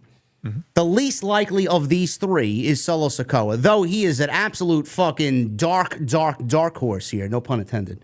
I don't see him winning. But if they wanted to give him the championship or the briefcase here, I could absolutely see that happening. God forbid it's the championship. Nobody wants to see that. LA Knight and Seth Rollins are my top 2. If I had to choose one or the other, Rollins is the most obvious choice because he's been making a case for the World Championship. It is way too predictable. I think if LA Knight doesn't win this, Jason, I think there's going to be, especially after what had happened this week with R-Truth being let go and just the bad faith right now that fans have in the WWE, if LA Knight doesn't win this match, I don't want to know what people are going to be saying on social media, man. So just based off that, I'm going to go with the sentimental favorite here. I think LA Knight has a legit shot of winning Money in the Bank. I said last night, LA Knight is my pick to win Money in the Bank. Yeah. LA Knight was fingertips away from winning 2 years ago. And that was when people were very upset that he didn't win then. Was he in the match last year? I think he was also in Money in the Bank again last year, wasn't he? I believe so. I don't have it in front of me, but I do believe he was there, yeah. If that's the case, then this would be 3 years in a row where he would be in there and he falls short. Combine that with where he is right now, because it really feels like he's at a crossroads right now. He lost the U.S. title. He lost the rematch for the U.S. title. And he's been on this brand. He's been fighting the bloodline for the longest time. Finally sort of got away from them a little bit. And he's a man with no direction. He feels like a man with no direction. That's why I've been saying for weeks, like, he needs to be moved over to Monday Night Raw ASAP, like in the worst way. Because if he just continues to flounder on SmackDown, he's still getting great reactions. That will end. That will wane at some point. I'm shocked. Like, it's a credit to him, frankly, that the crowds are still as into him as they are. And they are. When they hit his music, like, they go crazy. He comes out. He needs to win Money in the Bank more than any other person in this match. When you really look at who needs it, who could use it the most, Seth Rollins makes the most sense based on the story they're doing with the heel faction on Raw. Seth Rollins does not need Money in the Bank, though, to eventually challenge Jey Uso for the World Heavyweight Championship. We know that match is coming no matter what. You look at what happened on Raw last night. Rollins' group got involved. They played a role in CM Punk not winning. Why would CM Punk not interject himself in this match? But there's another wild card here, which is Roman Reigns. And nobody's been talking about Roman Reigns because he's been off television. But Roman Reigns also, if not CM Punk, Roman Reigns should be getting involved in this match and pushing Seth Rollins the fuck off that ladder. When he's within reach of that briefcase, Rollins should be pushed off, if anybody, by Roman. And now if you want to talk about a match that they can build to, whether it's Saudi or Saturday night's main event, Roman and Punk putting their differences aside for one night and coming together for a tag team match against Rollins' crew. You can build to that from there. But I think Rollins is too predictable, and he doesn't need it. And you have these two other guys that have been screwed over by him and Paul Heyman. Why would they not get involved and give it right back to him and cost him when he's within reach of that briefcase? Because they talked about it a lot on Raw last night, where we can't let him win. Sammy told Punk, we can't. If he wins that briefcase, it's game over. This place, it looks a lot different the next day than it does right now. We can't allow this to happen. It's almost like a foregone conclusion. They want you to think that Rollins has this one. That's how the show went off the air last night. I think LA Knight is the right choice. Does a cash-in happen on June 9th in the match with Uso and Gunther? If Rollins wins the briefcase, yes. What if LA Knight wins the briefcase? Do we get a If LA cash-in? Knight wins the briefcase, it's a little murkier. I think. What a moment that'll be, though, man. If LA Knight, Yeah. because we both talked about it. I've been saying the same thing. LA Knight needs to change the scenery bad. If he cashes in the briefcase and pins whoever I don't want to see Gunther get pinned. I don't. He pins Jey Uso and cashes in, wins the championship. I mean, he is a babyface, but I think that would be a huge moment there. Having LA Knight run with the championship for a little bit on Monday Night Raw, give him a change of scenery while Rollins takes care of Reigns and Punk and Gunther goes on to Goldberg. I think that could be a fun couple of months if you want to build to something into SummerSlam. And look, even if LA Knight ends up going heel because of it, Yeah, that's okay too, because LA Knight is a better heel than he is a babyface. So if it ends up with LA Knight going heel, I'm okay with that. He needs a shakeup more than any other top guy that I could. I mean, McIntyre's taking time off, so I'll put him on the side. But he needs a shakeup in the worst way, just the absolute worst way. Even if he doesn't win Money in the Bank, he needs to be moved over to Raw. But winning Money in the Bank, if he was going to cash in for any championship, dude, you know it's not going to be the WWE title. Yeah. That leaves the World Heavyweight Championship. Would I have him cash in on June 9th? You know what? Yeah, I think I would. I said to you when they made the match, it's like, what are they going to do for a finish? Because I don't want to see Gunther go in there and just lose clean for a second time to Jey Uso. Well, But I don't expect him to win the title. So, like, they must have something planned for this because they announced this so far in advance. Yes. For 2 days after Money in the Bank. You want to know what I'm also thinking too? How many people, we both said it as well back, even before the Royal Rumble, Triple H gave Jey Uso the Rumble, and I was one of the few people, I believe you were as well, that were okay with it because Triple H just played it safe. So many times he plays it safe. How many times have we seen him not follow up on anything when we absolutely thought he was going to follow up on something and this was going to be a show, something big was going to happen? He just waits and waits and waits and waits. I don't want to wait till Saturday night's main event. I don't want to wait till SummerSlam. If you're going to do something, I feel like this show needs a fucking huge spark. I think that could be it. Fucking throw a wrench in the gear, man, and give us something out of the blue like Shawn Michaels is doing now with NXT. It's every fucking week. But the main roster needs something like that to happen. I think this could be it. Yeah, and maybe Gunther does beat him, and then the cash-in happens.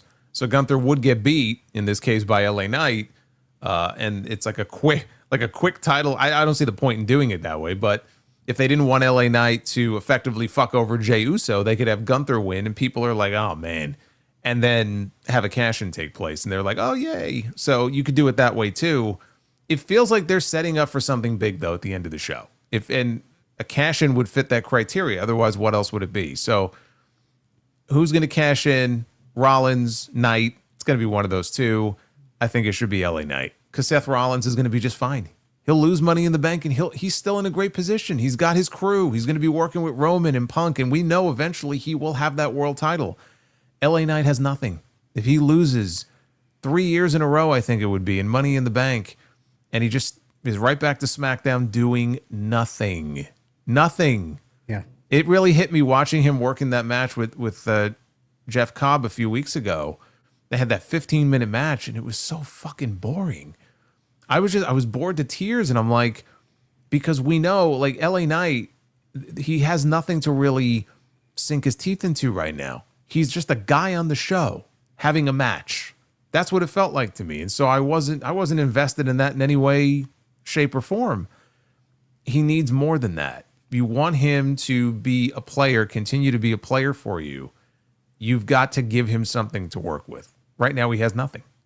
Yeah, I'm very excited to see what they do there. Just as a side note, guys, this Saturday night's main event show on July 12th, it's not going head-to-head with AEW All In, but you know how petty WWE is. This could be the card. We got Goldberg Gunther in Goldberg's retirement match. We could realistically see Cody versus John Cena again, one-on-one for the WWE Championship.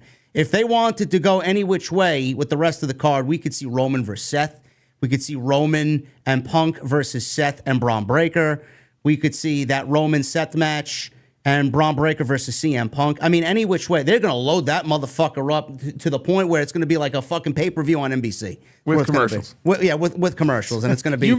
Are you excited to get Cody and Cena with commercials in the WrestleMania rematch? No, I'm not. But that's going to kill it. It's going to be a great show on paper, and then the fucking commercials are going to ruin it. But realistically, that's where we could see that show. So there's a lot of fun coming up. Hopefully WWE delivers on it. I'm going LA Knight. Jason's going LA Knight. Women's Money in the Bank. We got Alexa Bliss, Roxanne Perez, Rhea Ripley, Julia, Naomi, and Stephanie Vacquer. This is the match right here. Yeah. This is the match I am most invested in on the show. Me too. This is the most stacked. I don't know if you feel the same way or if you said the same. The most stacked women's Money in the Bank ladder match ever. Yes. This is going to be a classic here. Now, again, we'll do the same thing. Process of elimination. Stephanie Vacquer, love her. Legitimately. She's not winning. Julia. Jason talked about, first before I heard it from anybody, that Julia and Zelina could be on a collision course for the U.S. title. I think that's the right move for that title and the division. So Julia, hopefully they give her a nice star-making performance, being that the crowd doesn't really know her, is not too familiar with her. She's not going to win. Roxanne Perez, I would absolutely say she has a chance of winning. I would put her in discussion. Alexa Bliss, absolutely not. Rhea Ripley, always in the discussion. It's foolish to even disqualify her, but I don't think she needs it because you got that reaction last night, Jason. She don't need a fucking title. You see what happened when her and Stephanie met? The crowd reacted bigger to her than anything else on the show. She don't need a title. So I'm not going with her. Who I'm going with? I'm going with Naomi. I'm sticking to my guns on this one. Yeah, I mean, Naomi was my pick. I'm sticking with her as my pick. I disagree with you that Alexa Bliss has no chance. I think Roxanne, absolutely. Roxanne would be my wild card in this. She has a chance to win that briefcase. Alexa Bliss has a chance to win that briefcase as well. So if I had a rank, then we have 6 women in there. Rhea's not going to win. Who else? Stephanie's not going to win. And who's the other one? Julia's not going to win. So that leaves Naomi, who I have as the winner. I think Roxanne would be my number 2 pick, and maybe Alexa, or even Alexa number 2, Roxanne number 3. But don't count out Alexa Bliss. She's still very popular, and she's kind of also not really. I mean, she's doing whatever the story is with Charlotte, I guess, but she's not really involved in anything at the moment.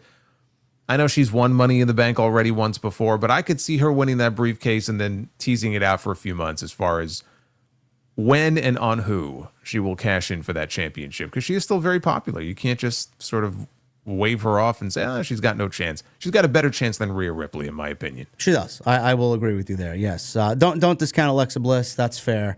Naomi, I think the story of her winning Money in the Bank, not only being a heel, that's great, but the whole aspect of, we've seen her and Tiffany Stratton have some face-to-faces, and then the whole Bianca and Jade storyline. I think that story could be elevated with the Money in the Bank briefcase. I think Naomi's heel character work could be elevated. I just think it makes sense for her to win, and I genuinely hope that she gets her flowers on Saturday. It's been a long time coming. I feel like she's doing some of the best work that she's done in the last several years with this heel gimmick, and I really see her having a great year and potentially winning the Women's Championship. So we'll see what happens there. But I'm definitely going with Naomi. Jason's going with Naomi as well. Should be a great match. Very much looking forward to that women's Money in the Bank ladder match. Cody Rhodes, Jey Uso, John Cena, Logan Paul. No titles at stake. We got both world champions in this match. It's typical for WWE not to really do a championship match per se for the WWE title at these shows. They usually kind of bunch them up in a tag team match. We've seen that with the Bloodline in years past. This is Cena's final Money in the Bank appearance. As you guys know, it's his retirement year. This could obviously set up major storylines going into SummerSlam. We don't really know what that is yet. And Cody Rhodes obviously is seeking his revenge on John Cena and Travis Scott, who thankfully we have not added to this match, and hopefully we won't see. Fiend. Yeah, Fiend. Cody, Jey Uso, I'm going with the win here, Jason. I'm going either Jey or Cody pinning Logan Paul. I don't think John Cena is going to take the pinfall here. Mm-hmm. Yep, baby faces are going to take this one in the main event. Yeah. Women's Intercontinental Championship. This is the last match of 4 here that have been announced. Nothing else has been announced. Lyra and Becky Lynch for the Intercontinental Championship. Becky has said that if she doesn't win this match, she will no longer challenge for the IC title as long as Lyra is the champion. But if Lyra loses, she has to raise Becky Lynch's arm after she captures the IC title. Now, we all thought that Becky was going to win at Backlash, Jason. That did not happen. I love that match. I thought that was a great match. One of the best women's matches I think the WWE's done this year. But for the second match, I think they've made it a little too predictable. I don't know how you feel. I think with Becky adding that stipulation kind of lends to Becky winning and walking out of Money in the Bank with the championship. Yeah. I was surprised she didn't win it at Backlash. I think she takes it here. And I guess the stipulation is Lyra has to raise her arm when it's over. To me, this all leads into Bayley coming back. The only question is, do we see Bayley after the match on Saturday, or does Bayley pop up on Raw next Monday? I think she comes back, and I think the match for Evolution is Becky and Bayley for the Intercontinental title. I like it. I think that makes sense for sure. There was a report here from Triple H, or not from Triple H, but on Triple H, reportedly not being a big fan of the Money in the Bank gimmick / prop. This is coming from WrestleVotes. TC of WrestleVotes noted, I've been told Triple H is not a big fan of the Money in the Bank prop as a whole. Now, this obviously led to discussion, Jason, about, well, why don't they just get rid of the concept? Why don't they change the way that they handle the briefcase? Et cetera, et cetera, et cetera. Before you even get into that, there's an obvious reason why Triple H is not a fan of Money in the Bank. I mean, let's be honest here. This guy tore his quad twice. Okay, he tore his quad in one leg. He tore his quad in the other leg. If you look at his career, because Sean Ross Sapp pointed out, he's never been in a Money in the Bank match. He's never, qualified for one. He's never been cashed in on. It's like he's actively avoided his entire career, the entire concept of Money in the Bank. And again, it's because Triple H don't do ladder matches. Like in his entire career, he's done 3 ladder matches. And the first ladder match he ever did was actually one of the best matches of his career, to be fair. But 3 ladder matches. Do you realize the last ladder match Triple H was ever a part of? Do you know what match that was? What was it? Remind me. It was, there was a sledgehammer hanging above the ring. Do you remember who he wrestled? Because it was actually this person's, I think, last match ever in WWE, as it turned out. I don't know why I'm drawing a blank. Who was it? Kevin Nash. That's right. They came up with the brilliant idea of having Kevin Nash in a ladder match. And Kevin Nash was going to have to take a bump off the ladder through a table. Man, they were really pushing fate that night, huh? Jesus Christ. That was a brilliant idea. So it just goes to show you that there's a good reason why Triple H would have avoided these types of matches. As far as the gimmick itself, I don't know how you feel about it. I, on my own show, have periodically been asked in fan questions. Whatever you think about the match, I agree. I know what you're going to say. I agree with you completely. Yeah, do you like Money in the Bank? If you were in control, what would you do to change it or improve it? And I said, if it were up to me, there wouldn't even be a Money in the Bank pay-per-view anymore. Yep. I know why there is. It really has become one of their biggest events of the year. Yeah, so there's a lot of equity. If fans know it's a great show and they're willing to pay money to go see it. Yeah. Yeah. So I get why they do it. But if business wasn't a consideration, somebody said to me, okay, just creatively speaking, what do you think would be best for the show? Money in the Bank would go back to being a WrestleMania gimmick. And it would work even better now because you got one for the men, one for the women. You just split them up between the 2 nights if you want to have Money in the Bank, because it is still a popular concept. I could do without it, honestly. I think it is played out. I think it's become just sort of old hat at this point, but people get excited. I honestly don't know why Triple H wouldn't love Money in the Bank in the position he's in now as a writer or booker, whatever you want to call him, because it's like having a cheat code where if you need to do a reset of some kind, if you want to get a championship off of somebody, how do we do this? Like Money in the Bank, it's like having fucking Game Genie, and you can just basically plug it in anywhere you want to and take the title off this person or that person. So in that regard, I don't know why he isn't a bigger fan of it, but that's what I would do if it were up to me. Have it go back to being a WrestleMania gimmick. I wouldn't dedicate an entire PLE to it. But again, they sell a lot of tickets for Money in the Bank. They are giving Money in the Bank to New Orleans as a make good next year for losing WrestleMania. So, like you said, it has a lot of equity. I know why they do it. But as far as Triple H is concerned, evidently he's not the biggest fan of the concept of Money in the Bank. Maybe it's just that old school mentality that he has. Probably. I don't know how far in advance those buildings are booked out for a show like that. I mean, we could have, I know they announced next year as a make good for New Orleans. We don't know, or in 26, right, for Money in the Bank. I don't know when, or how far in advance those buildings are booked for a show like that. So we could see a couple of years now that they have Money in the Bank booked at some venue and we haven't been privy to it yet. They need. Well, they had a big one in London a couple of years ago. That's where Cena came out and made the announcement about. Well, he didn't make the announcement about WrestleMania. He teased the crowd like, "Oh, make noise if you want WrestleMania to come to London," and they're still waiting for that London WrestleMania. Yeah, I mean, if you get rid of it off the pay-per-view calendar or the PLE calendar, you need something to slot into that spot. That's going to be a brand that's going to get people to willingly spend money. I don't know what that is. Like Jason said, I would move it to WrestleMania. I'd love to see King of the Ring be brought back and have that be the centerpiece between WrestleMania and SummerSlam. But I mean, that's just my fucking 90s WWF days coming out. So again, there were certain shows they thankfully finally got rid of. They got rid of TLC. They got rid of the Hell in a Cell pay-per-view. That never should have been a thing to begin with. That was a huge mistake. But you have a show like Money in the Bank. You have a show like Elimination Chamber, which is popular enough, and now they've scheduled it typically each year in such a way where it plays right into the road to WrestleMania. So it's an important show now. And I don't even really have an issue with Elimination Chamber being its own show, but there were some other ones that it just got ridiculous. Remember they had a Fatal 4-Way pay-per-view once? Yeah. It literally one time, they never did it again. There are just some concepts that they should not be their own event. Stomping grounds. Oh, God. Bragging rights. Remember bragging rights? So fucking awful. My God.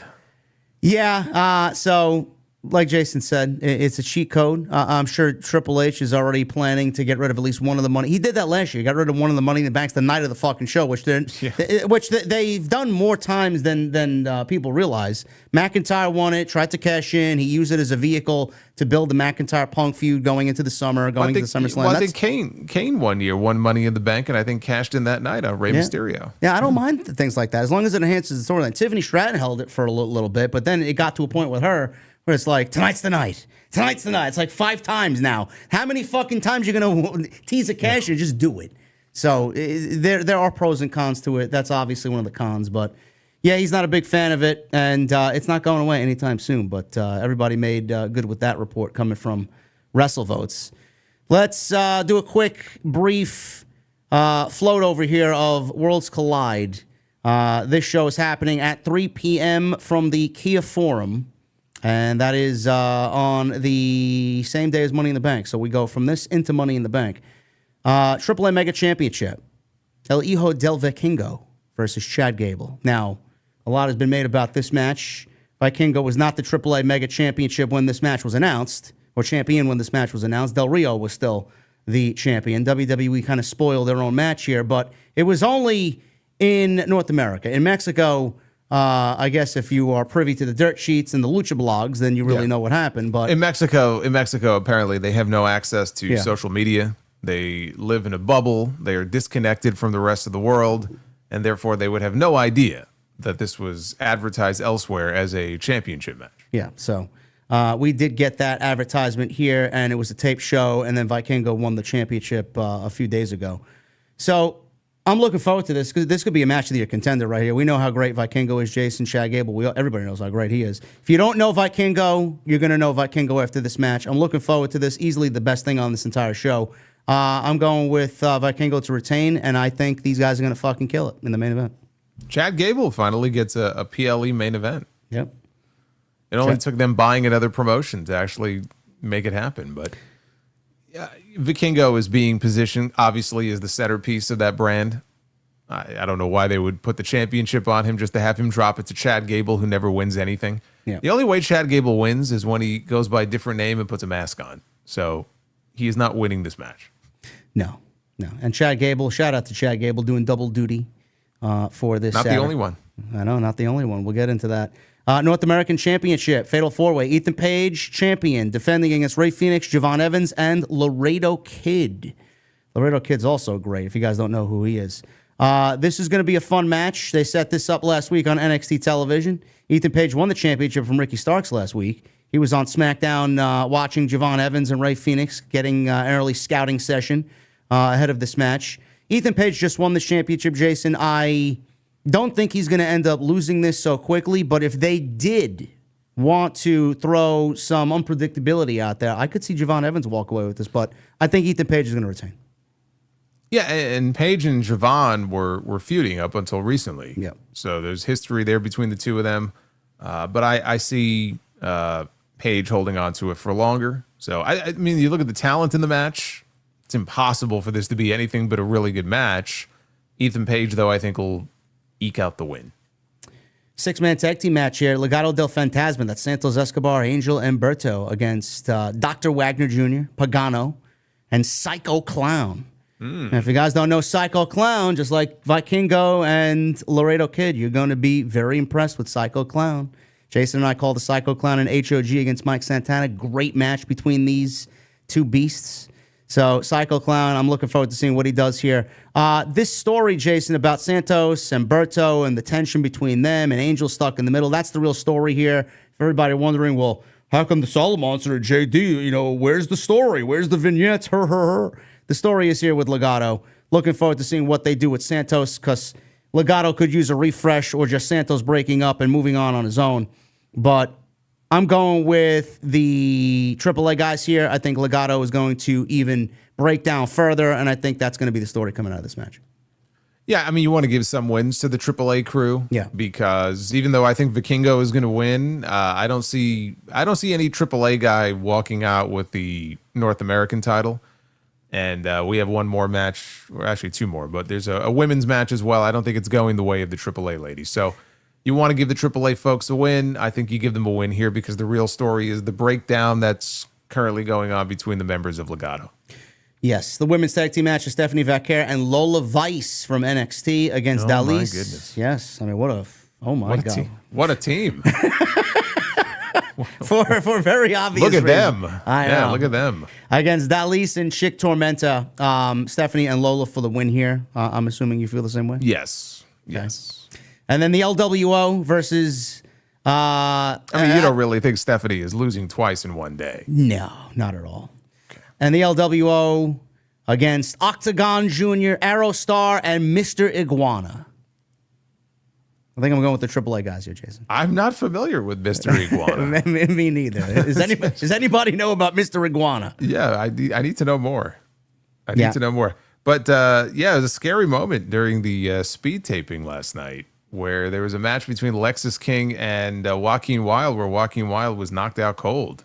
Oh, that's what he was talking about on social media? Yeah, the doctors got into he was just laying there. He was completely out. The doctors got into the ring to check on him. Match ended at that point, and he said that was the first time in his career that he's ever been just knocked out cold, just out flat. So he seems to be okay. I assume that he'll be in the match, unless I don't know if there's concussion concerns. I have no idea, but yeah, this should be. I'm going with LWO. Okay, I'm gonna go with LWO here. Should be a fun show. I don't know if Jason's going to be watching live. Or not? Oh, wait, they said, okay, so Lindsay Dorado is taking Joaquin Wilde's place. Okay. That's what people in the chat are saying. All right, there you go. Not a bad substitute there. Lindsay Dorado's very good. Yeah, you won't be watching live. You'll be at the Hog Show, right? I'll be on my way. I'll be on my way to the show because it starts at 3 p.m., right? Worlds Collide? World Collide, 3 p.m., yeah. I'll be on my way to the NYC Arena, so there you that's where I'll go. be. Chat is saying that Stephanie and Lola should open up a bakery. I agree. You guys are on the same wavelength. Thank you. 3,000 in the chat. We love you. Thank you very much, guys. We need another 90 likes for 1,000. And super chats are open, and you guys are killing it so far. So make sure you guys get them on in. We'll hang out in just a little bit. We got a couple more stories to go over, and then we'll get into your super chats. We talked about Money in the Bank. We talked about Worlds Collide. Evolution 2 is coming up on that big all-in weekend. Thankfully, it's happening on Sunday and not Saturday, being that they loaded up Great American Bash and Saturday night's main event around All In. The ladies are getting Sunday all to themselves, but the internal reactions aren't really all that great, Jason. Apparently, this is coming from Fightful.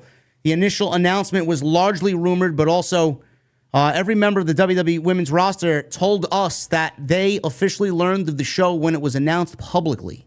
There were some expectations with at least some top talent and one legend being made aware of the show, with said legend possibly being booked. Now, I know the Bellas had kind of insinuated something on their podcast. I don't know if he is mentioning the Bella twins in this report.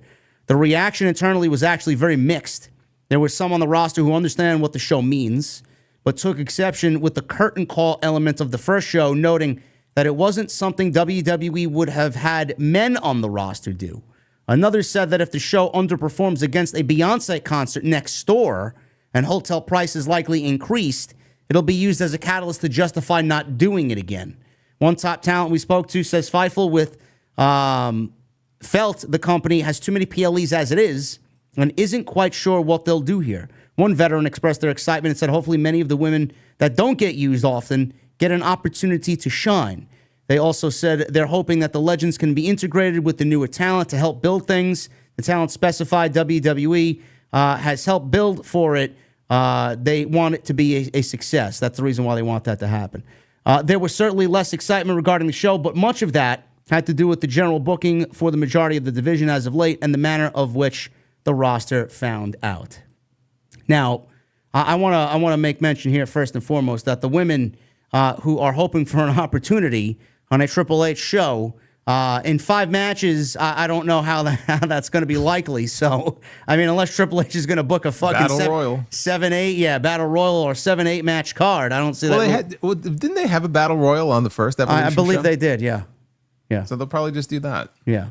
I don't know how much is going to mirror the first show, but, you know, Jason, I would be a little bit more excited about this show, but I think everybody here, you, me, know why this is being done, and I understand it, and I quite don't like it for the simple reason that I feel like the women here are being used as a catalyst in their pettiness against AEW instead of really giving them a weekend to themselves and a show to themselves without anything else happening. They're using it as a fucking ha-ha against AEW for something that was touted as being such a revolutionary thing and a huge moment for the women's division. I don't really see how that could be duplicated with this second version of Evolution. I don't know how you feel. Well, I mean, the second time you do anything it's typically, not as good as the first time. So the first one was a big deal because they had never done anything like that before. And that probably is still the best Becky Lynch Charlotte Flair match that they've ever had. Yeah. Was the match they had on that show. And yeah, I remember that show. It was an excellent show. They had it in Madison Square Garden. I remember it looked a little bit different too. The lighting was a little darker. I think they used their house show. Was it Madison Square Garden or Nassau Coliseum? What did I say? The Garden? I meant the Nassau Coliseum. Yeah. So that was an excellent show. This may also end up being an excellent show, but is it going to mean as much as the first time? It won't mean as much. Whatever that show meant to people, I don't think this one's going to mean quite the same. But also, there have been people who have been, pitching for this and fans have been asking for this for years. That first Evolution show was in 2018. And you ask yourself, why now? They've had all this time to do an Evolution 2. Why are they doing it now? Why are they doing it that weekend? It's hard not to look at it and see it for what it really is, which is, they're being used as pawns in a larger game that's being played. And I'm not even sure they really give a shit in the grand scheme, how successful the show is or isn't. If the show does really well, then maybe they'll make it an annual thing. And if it doesn't, again, this just is part of a larger strategy that weekend where they're just flooding the zone with content. We can see why they're doing it. Hopefully we get some really good matches out of it. I think it could be a fun show. But it's clear there's an ulterior motive here for why this show is happening now. If they cared so much and they were, we have to do another one of these, it wouldn't have taken 7 or 8 years. Yeah. Because you can't say they haven't had the talent to support it. I mean, lately they've called a lot of women up and it's a very robust women's division now, maybe more so than it was a few years ago, but they've had the talent for it. It's not like, they didn't have the talent to support it. Even the first Evolution show, let's be honest here, the only reason that show happened was because they had Ronda Rousey. Yeah. Without Ronda Rousey, there is no Evolution in 2018. Yeah, that is fact. The roster now is more talented than ever, especially with that women's division. So, I mean, this should be a blowaway show. I mean, what's going to make it mean more to me specifically is if they actually have some decent story going into it. I don't know how they book it. Do they book dream matches? Do they book fantasy matches like Tony does for Forbidden Door? I don't mean, what do they do here? I mean, you keep mentioning story. Look, there'll be some matches that have story elements going into it. But not every match on this show needs a solid story or a long-term story. You're going to have some matches on this show involving talent probably from across different brands where normally you wouldn't have a Raw talent against a SmackDown talent or a Raw talent against an NXT talent. For all we know, maybe there'll be AAA talent on the show. Or some Evolve talent. Or TNA talent, right? Yep. We don't know. I mean, you can, and that's where like a battle royal would be useful because you could have talent in a battle royal type match from multiple promotions. So yeah, there is kind of a dream match element to this show, and that's fine. I don't have, because it's a special show, so I don't have any issue with that. Not every not every match needs some big story. Some of them will have story, and some of them won't. And in this case, that's fine. Under normal circumstances, yes, I would agree. You want there to be some kind of story that you can invest in. But in this scenario here, if they want to put together some matches that normally they wouldn't be able to, like a dream type match, that's fine. You want to do Rhea and I'm not saying this is what they're going to do, but if you want to do Rhea and Bianca, because WrestleMania next year is going to be Rhea and Stephanie, so let's do Rhea and Bianca one-on-one on this show. Great.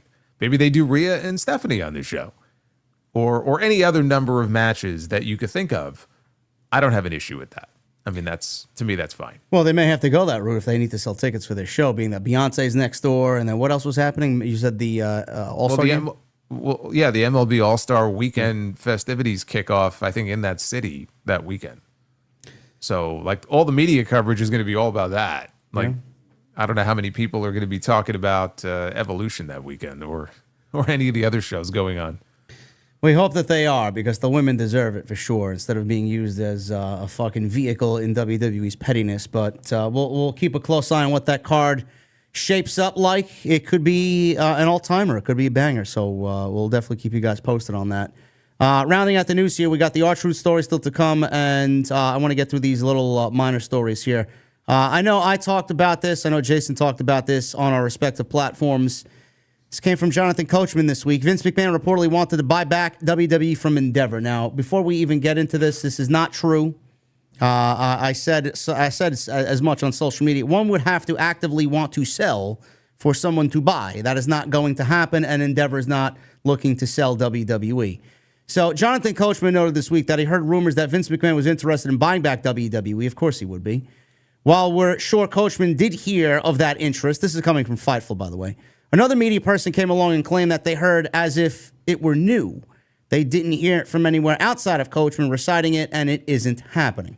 McMahon would also, or almost certainly, not have the financial means at this point to purchase the company and doesn't have the ability to buy back a controlling interest in it. WWE's market value has increased significantly in the years since McMahon made the deal for a number of reasons. McMahon does have remaining stake in TKO, but the Vanguard Group, who most of you never heard of, owns nearly as much stock in TKO as Vince McMahon. Endeavor, Silver Lake equity holders, and Egon Durbin own 60.992% per from a report from WrestleNomics. In other news, Sapp goes on to say this has nothing to do with Coachman's credibility. He probably did hear that Vince wants to. No reputable media member has heard anything else indicating that it was happening. Listen, man, I respect Coach. Coach invited me on his platform. I appreciate it. Hope to do work with him again at some point. But, I do think Coach got a little bit ahead of the YouTube clicks and the likes and the wanting to get a breaking story out there to generate some interest in what he's doing, man. I know we all do it. I didn't believe this from the word go. And I think you and I, Jason, if there was any validity to this, I mean, you and I have covered the Vince McMahon drama and his struggle for power and desperation for power to get back in extensively, better than anybody. I didn't find myself worried about this, and neither did you, man. This was a nothing story. Yeah, and I just laugh because so many people, I might have started with Coach, who first brought all this up, but I know Chris Featherstone tweeted something about sources telling me Vince is interested, and I'm like, dude, anybody with half a brain would be able to deduce that, yes, Vince McMahon, who is a billionaire, might be interested in buying back the company that he ran for 4+ decades. You don't need the rumor mill to tell you that.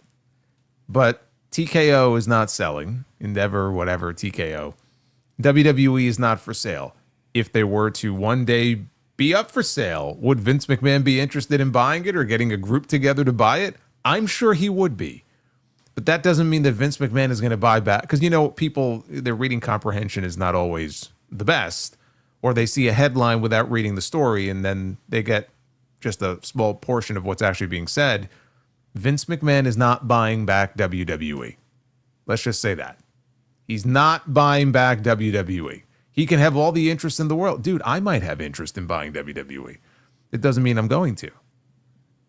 That's JD great. May have interest in buying AEW. I mean, God help us all, right? I mean, what this guy would do with AEW, I don't even want to know. But, it doesn't mean he's going to. So, like you said, it's a non-story.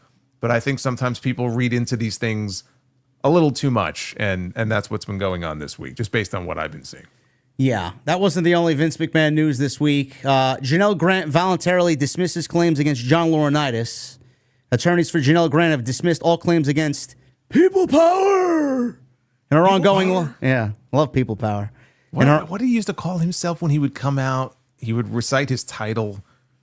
Oh my God, what was he? He wasn't the GM, but he would come out as the executive vice. Oh yeah, as the executive vice president of talent relations. People Power. What an awful fucking time, man. Yes, this version of WWE is a lot worse than what that was, right? Fucking idiots online. Give me a break, man. You don't have a fucking clue, man. Seriously. John Laurinaitis. Janelle Grant has dismissed all claims against Laurinaitis in her ongoing lawsuit alleging sexual abuse against WWE and Vince McMahon. In a court filing submitted Wednesday to the United States District Court of Connecticut, Grant voluntarily dismissed the case with prejudice as it relates to Laurinaitis. This means she cannot refile the claims against him. The dismissal applies to only Laurinaitis. Grant is continuing her legal action against WWE and Vince McMahon. Plaintiff Janelle Grant hereby stipulates with defendant John Laurinaitis that the above entitled action is voluntarily dismissed with prejudice against defendant John Laurinaitis. For the sake of clarity, plaintiff is not dismissing any claims against any defendant other than Mr. Laurinaitis. Each party shall bear its own costs. This is coming from Brandon Thurston of WrestleNomics and Post Wrestling. Grant's lawyers say that Laurinaitis had agreed to provide evidence for Janelle Grant's lawsuit against McMahon and WWE, and Brandon Thurston would later clarify that the statement comes from both Grant and Laurinaitis. Now, according to this, John Laurinaitis has agreed to cooperate and provide evidence in Janelle Grant's lawsuit against Vince McMahon and WWE, and his agreement to a confidential settlement is a pivotal next step toward holding McMahon and WWE accountable and bringing justice to Ms. Grant after years of sexual abuse and trafficking. Now, the only thing I will say on this, Jason, A, it's a clown show. B, John Laurinaitis, I don't know how anybody looks at the validity of this fucking case as far as John Laurinaitis is concerned, or anybody for that matter. It's a fucking circus. John Laurinaitis was right next to Vince McMahon, then threw Vince McMahon under the bus. Now he went back to Vince, and now he's going back and cooperating with Janelle Grant's team. Like, what the fuck are we doing here?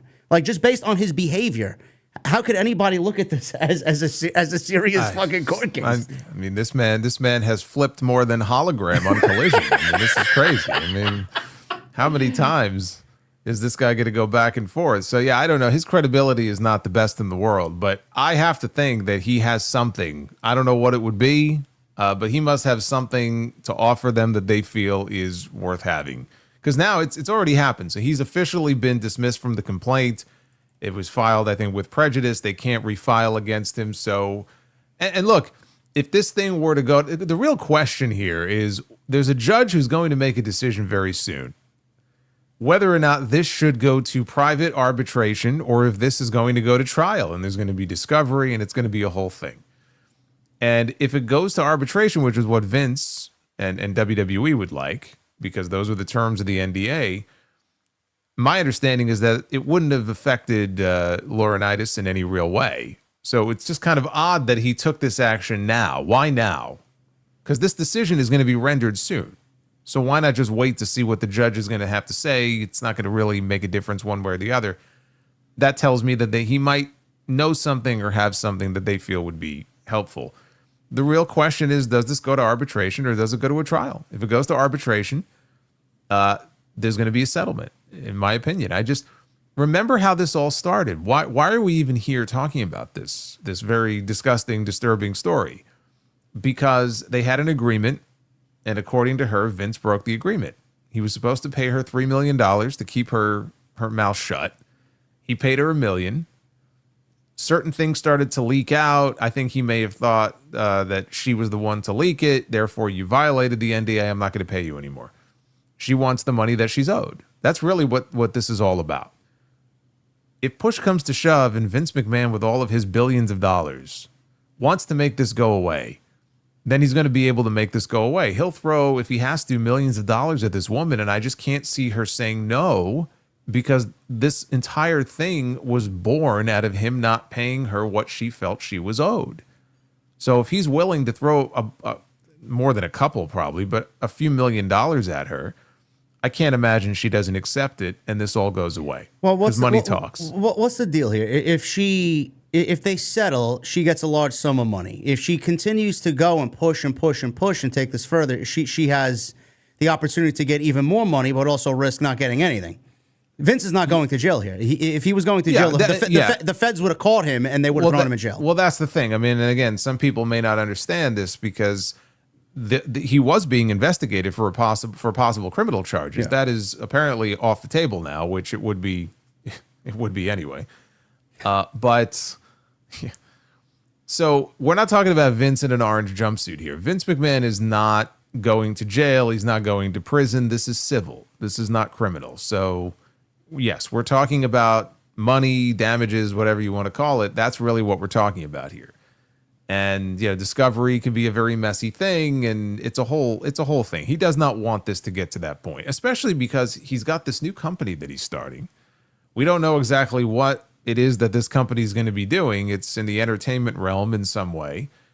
He really can't move ahead with these things that he wants to do until this shit is settled and it's put in the dirt and it's put behind him. So it's in his best interest to put this behind him as quickly as possible, which is why I think at the end of the day, if he has to throw some money at her more than he would like to make her go away, then I think that's what he'll be willing to do. And I think if you're someone in her position, that's a hard thing to say no to. I mean, I know people are like, no, see it through to the end. He all these horrible things he's done. Yeah, I mean, it would be nice, to see him have to really answer for that. And if there's more that we don't know about, like, air it all out. But at the same time, if you're in her shoes and you get a $10 million settlement offer, when all you really were looking for was the $2 million that you were owed, are you going to say no to that? Sounds like a good deal to me. I mean, so that's why when this is all said and done, I think we're looking at a settlement. It goes away, and Vince goes on to start this new company and do whatever it is he's going to do. And hey, lots of luck. I don't really give a shit what he does as long as he stays away from WWE. That's good shit, pal. Yeah. What legitimately, what Jason alluded to before with Vince McMahon and his new entertainment venture. His new company is called the 14th and I. focusing on sports media and entertainment. And apparently, one of Vince McMahon's trusted soldiers here, Brad Bum, former Blum. No, I said, Did you say bum? Did you say bum? I said it right the first time. Brad Bum, yeah. That's not his name. I understand, but that's what I call Oh, him. that was a joke? Yeah, Brad Bum, yeah. That was a poor joke. I thought you legitimately thought his name was Bum. No, he's just a goon. He's a Vince McMahon goon. It's like a Sidro joke. I know. Sorry, Sidro. Former longtime No, we WWE love executive. Sidro. We love Sidro. Yes, Brad Blum is the president of this new company. So, Vince, I don't know what Vince is doing. I mean, I don't really care. If he wants to start up another wrestling promotion, sure. Let's do it. More wrestling, the better, right? Said nobody. We got enough pro wrestling. Anyway, we got one more story here, and then we'll get out of here and get to your super chats. We saved the best for last. R-Truth. This was the big story this week.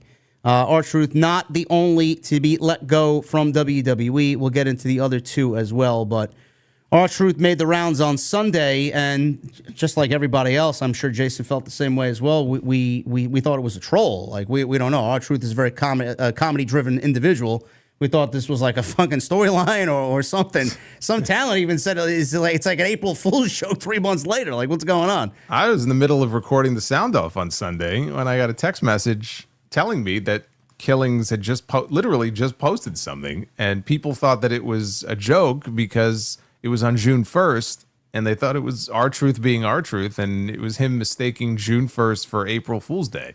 Yeah. Like, they just thought it was comedy, except it wasn't. Yeah, I don't know. I mean, I legitimately, I don't know what I was doing. I had my phone away, doing something with the family, picked up my phone. The first thing I see when I open up the homepage to Twitter, R-Truth being let go. I'm like, what? Where the fuck did this come from? Then we see the tweet that Jason alluded to, and R-Truth says on Twitter, "I'm sorry to inform you all, I just got released from WWE." It's not really a release. I don't know why he said that in that way, but we later find out that WWE is not renewing his contract. So it's not really a release, but he's not being brought back. I want to thank WWE for the ride, but mostly I want to thank each and every one of you who was along for the ride. Thank you for all the love, support, and appreciation you have given me over the years. Thank you.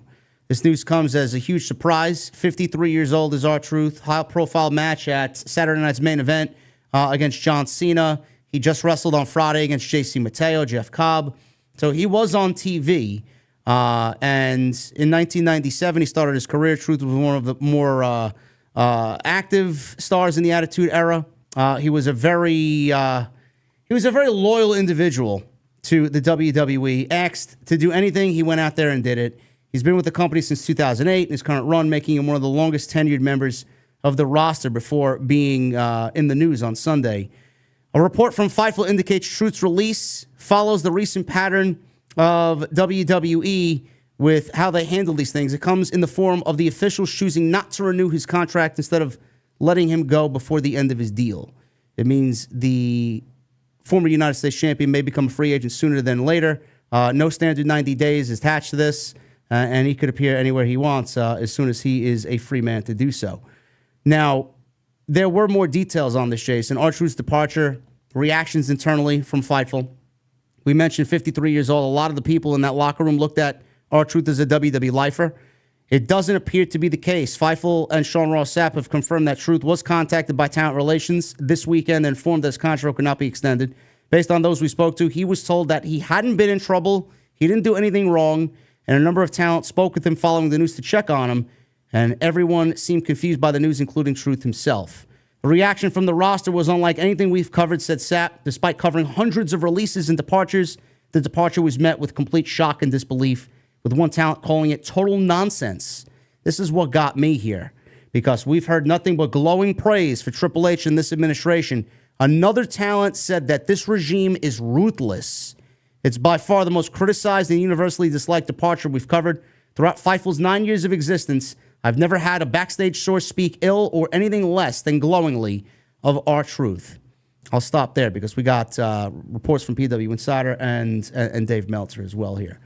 Carlito is another talent let go. He was also given the same treatment, not being renewed. He was actually a part of every week television on Raw with the Judgment Day, so he was actually more active than R-Truth was. He's not being brought back. And then Sarah Logan, as of yesterday, Valhalla not being brought back as well. She is not being renewed. Jason, as far as R-Truth is concerned, I know you covered it live on the Sound Off. I made a video on it yesterday. The only thing I could say is we know why it happened, but I'm very confused even today why it happened, because WWE, Meltzer said it best. It's addition and subtraction. You're adding members to the roster, you got to subtract. And we just brought up Stephanie Vaquer, Jordan Grace is coming up. There's rumors that Ricky Saints is being brought up. And they have all these other talents that they have to get TV time for, and they only have so much time to do it.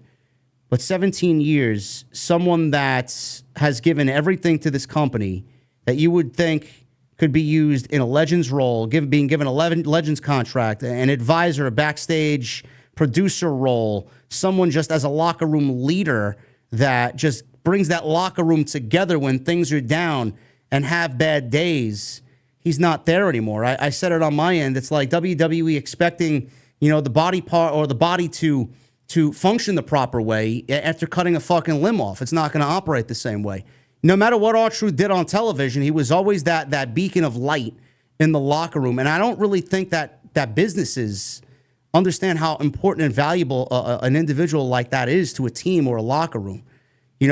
Did WWE cross the line here with letting R-Truth go? And is it too much business with blindly looking at business only and not caring about what's happening in that locker room with the talent?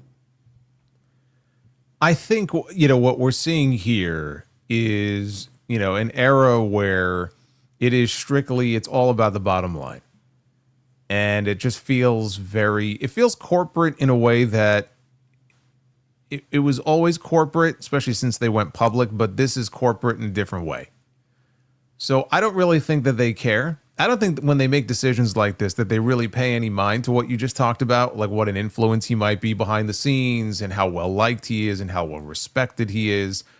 I think what it comes down to is simple economics. You would have to imagine that a guy in his position, even though he wasn't in the main event scene and he wasn't that active on week-to-week television, he had been there for 17 years. He was a veteran guy. You have to imagine he was making pretty decent money. And I think we're going to see more of this. I don't know what's going on with Miz. I don't know if you noticed that. I seen that. He deleted all references to WWE off of his social media stuff. Now there's speculation that maybe he thinks something might be coming. They might get rid of Miz. To me, that would be as shocking as the R-Truth thing was. If we come to find out that Miz is not being renewed or Miz is being let go from WWE, that would be even more shocking. Because he's done everything for them. That's what I mean. He's Mr. WWE. Yeah. Like everything that you could possibly do, not just like as a performer, championships and big matches and WrestleMania main event. Like he's done all that stuff. But I mean, in terms of just flying the flag and media stuff and television stuff. He just picked up a gig now as the host, I think, of this new American Gladiators they're rebooting again? Yes. Yeah, like all this stuff that he does, that would be even more shocking to me. So I don't know what's going on with him, but and I'm not willing it into existence. I'm just saying, though, if we start to see more of this, and Miz and Carlito are not the only ones, then I think it paints a picture of a company where whatever these guys are making, because things got out of control there for a while when AEW first started up. If you remember, like offers that were supposedly being made to some talent on the roster, the Good Brothers and FTR, Yep. and like rumors would leak about what these contracts were, and I'm like, my God, like the dollar amounts were it just seemed very out of control. So I don't know, what some of these guys, even on the undercard that have been there for a while, are making. It's entirely possible that TKO is looking at this and going, okay, we need to have something of a reset here. And if that means we have to let some of these higher paid contracts go, even if we maybe eventually bring them back, but like we're not going to pay what we're paying now. We're going to let these deals lapse. We're not going to fire them, but we're going to let these deals lapse and we're going to let them go. And if they want to negotiate a new deal for a smaller amount of money, then we're willing to listen. But if not, we're going to part ways. We may start to hear more stories like that. And people make fun of the fact, well, yeah, this is ridiculous because this company is always touting record gates and record profits and all that. But if you're trying to understand it and make sense of it, it doesn't make sense. Like, why is this happening? If it comes right down to dollars and cents, it actually does make sense. I'm not saying I agree with it. I'm just saying if you're trying to make sense of what we're seeing here, I think it comes down to that. And so they were like, well, R-Truth is somebody who in their eyes is expendable. And maybe they said, wow, he's making way too much money. And, we're trying to reset and recalibrate things here. And he fell victim to it. And he may be the first of many. Carlito, I have to give the guy a lot of credit. Carlito he's the smartest guy in the business, dude. He took one gigantic reaction in Puerto Rico 2 years ago, and he parlayed it into 2 years. I don't know what he was making, but I'm sure he was doing well for himself. This guy did nothing but play PlayStation 5 and eat fucking apples on Monday Night Raw. And make passes at Raquel Rodriguez. And, I'll tell you what, though, that spear he took from Braun Breaker, he earned his pay with that one spear a few weeks ago. But yeah, he took that one great reaction in Puerto Rico and parlayed it into a 2-year career, coming back to WWE. Good for him, is what I say. As far as R-Truth, look, I'm kind of in the middle on this. There has been a lot of reaction that I think is way over the top. And people being very, very angry about this. And I'm not going to watch WWE anymore. We should petition WWE. My attitude is this. If you are upset about R-Truth not being renewed and you feel that he is being wronged in some way, you are absolutely within your right. And we heard a little bit of it last night to go to the shows and chant for R-Truth. And you heard some chants on Raw last night. We want truth and what's up.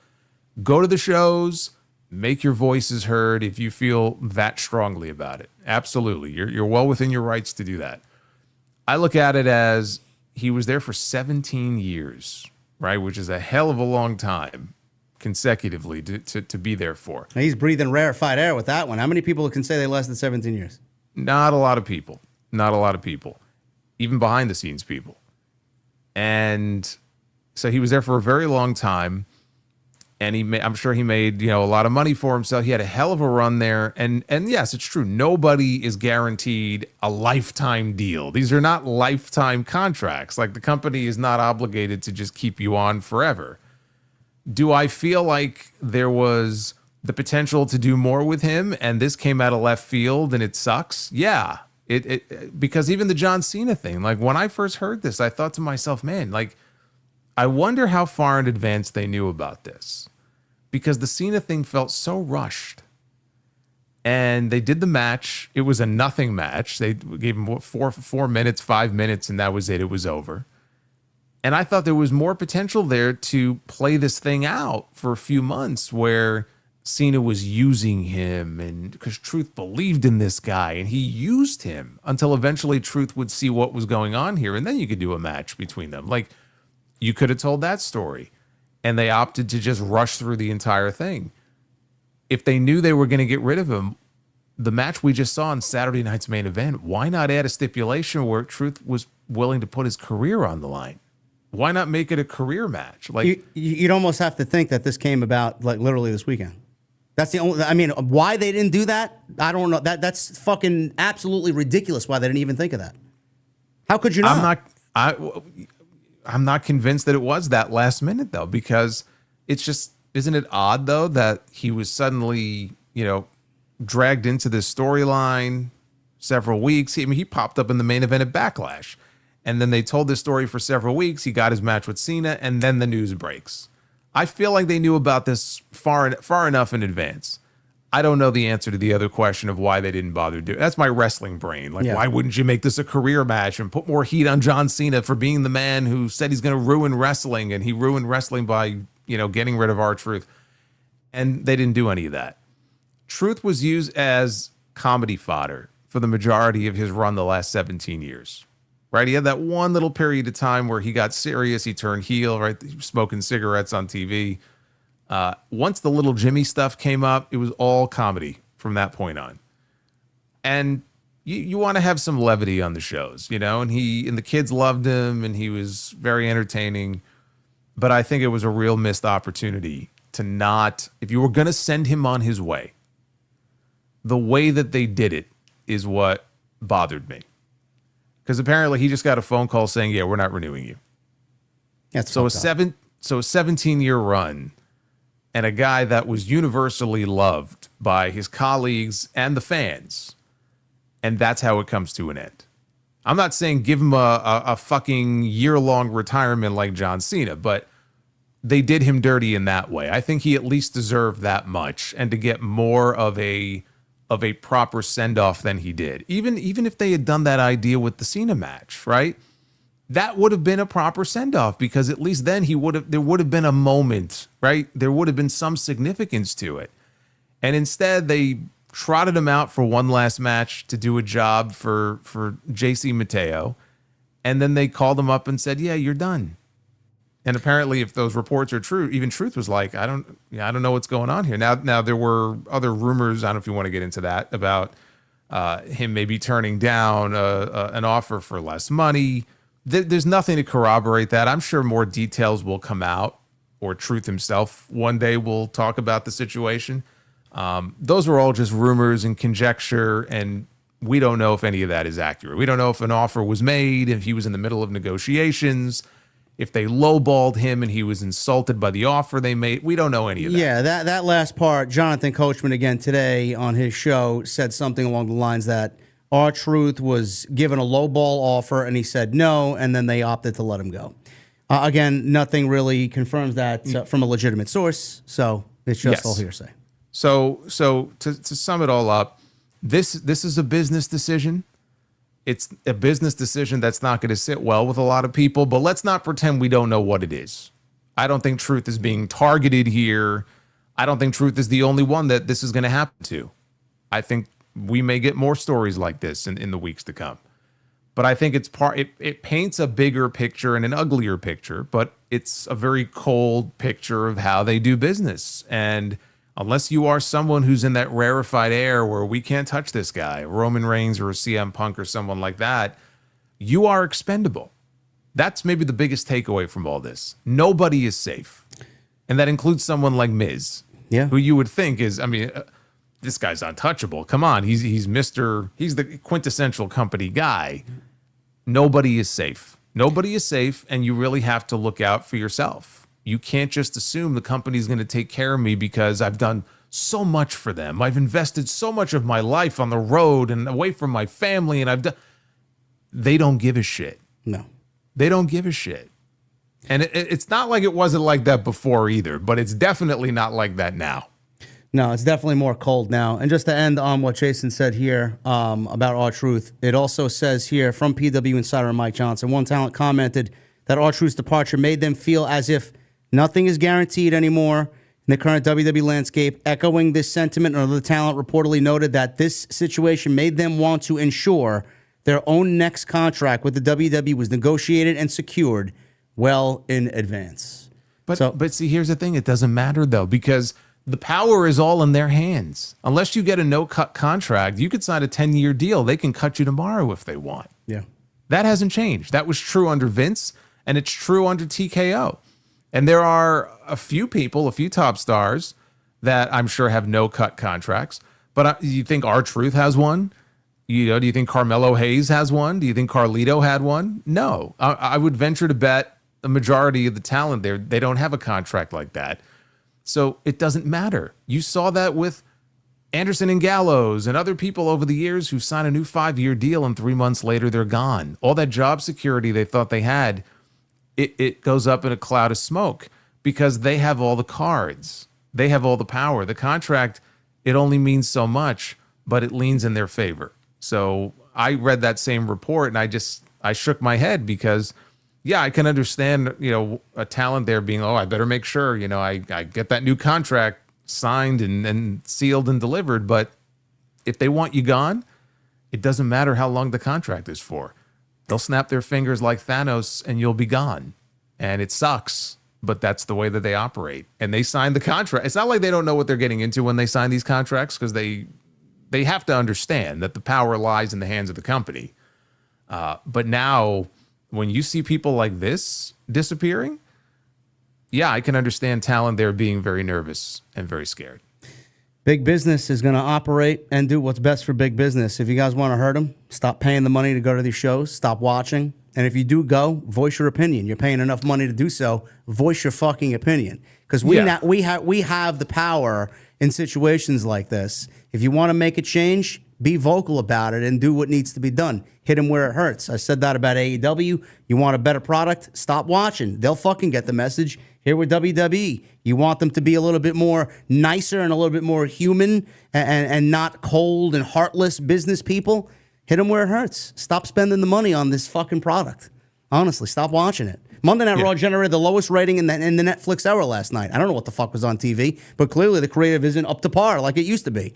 Stop watching. The Raw and Netflix numbers have been trending downward ever since they debuted on Netflix. You would want the curve to go up. The curve is going in the opposite direction. But yeah, like I said at the beginning, if you are upset, if this bothers you, you are absolutely within your right to go to the shows. If you are paying to go to the shows, you cannot pay to go to the shows. But if you are, you can voice your opinion there. You can voice your opinion on social media. You could be upset at Triple H, who I'm sure had input into this decision, so he doesn't get off the hook for this. Nick Khan, Triple H, all of them. If you're upset about this, then you can voice your displeasure. But at the same time, if you care that much, okay, if you're really serious that you are that concerned for R-Truth or whoever, it's not enough to just complain, WWE bad. These guys are going to end up going out there on the independent scene. They're going to end up going somewhere else, working somewhere else, doing other things. Support them. When their 90 days are up, or if they don't have 90 days and their contract expires and they're going to go work independent shows and make convention appearances, support them. Buy a ticket to go see them, or buy their merch, or if they go to AEW or they go to TNA or they go somewhere else, then support them there, right? Because I do see a lot of people who I wonder when this all blows over, if they're going to still be so upset, that R-Truth didn't get renewed by WWE. I just hope that if they're that genuinely upset, that they will at least support that talent in whatever they do next. You would hope. Most of them don't, though. That's the problem. A lot of them don't. A lot of them will not. Yeah. But, guys, that's the latest there. We'll keep you updated on what's to come. Like Jason said, The Miz and the rumors with that. Sap said that is not really anything notable to talk about, so we'll see what happens with that. We don't really know, but R-Truth gone, Sarah Logan gone, Carlito gone. We will keep you updated on what's to come if this is going to happen anymore, which I'm sure it will. But thank you guys very much for a great show. 3,300 still in here tonight. We just hit 1,000 likes. You guys killed it with the super chats. We're going to get into all of your super chats now in just a little bit. But please make sure you guys go follow us on social media, on YouTube. Everything you need is linked down below in the description of this very video. Please continue to hit that thumbs up and leave a comment after the fact. That helps us out tremendously in the YouTube algorithm. And we are coming up on episode 99 next week. I think starting next week, guys, as we build anticipation for episode 100, the new TNT shirt will be on bonfire.com. So look forward to that next Monday, and we'll update you guys then. I've seen the shirt. It's a banger. It's a pretty badass shirt. Thank you to my guy, Dustin, who did the design. So we will definitely keep you guys posted on that. Let's get into these super chats and then get out of here. I want to see this Mariah May debut. Hannah with a $9.99. Bummed out about Mariah May leaving AEW, but I'm so happy for her to live out her childhood dream. Curious what her music name will be in WWE. Thank you, JD and Solo, for all that you do to keep us informed. Thank you, Hannah. Yeah, it sounds like she's getting a new name. I mean, Ricky Saints is not a bad name. And no, we got used to it. We got used to it, but also it sounds like he had input into that because Saints, his connection to New Orleans. Yeah. So if they give her the choice, then that'll be better than them just coming up like Mariah Michaels. Actually, Mariah Michaels wouldn't be a bad name, but whatever they come up with, we'll get used to it. Believe me, there was a period of time many years ago in developmental where some of the names they were coming up with, they were bad. Yeah, really bad, like Eli Cottonwood bad. Okay, I remember Mr. Cottonwood. Do you? Yes. Yeah. Not. Those are the dark days. Yeah, very, very much so. Lucky Cannon, that was another one. Right, I remember that one. Percy Watson. Percy Watson wasn't bad because he was a commentator on NXT. So he was. We got used to him. But yeah, most of those guys were trash. Havili, listen, brother, you exploded here in the super chats. Oh my goodness. Havili comes in with a $300 bomb from Brisbane. And then follows it up with a 20, a 20, and a 5. Wow. Holy shit, Havili. Thank you so very much, man. He says, what's up, JD and Solomon? So shout out from Brisbane, Australia. This Wednesday, 4 of June, 2025.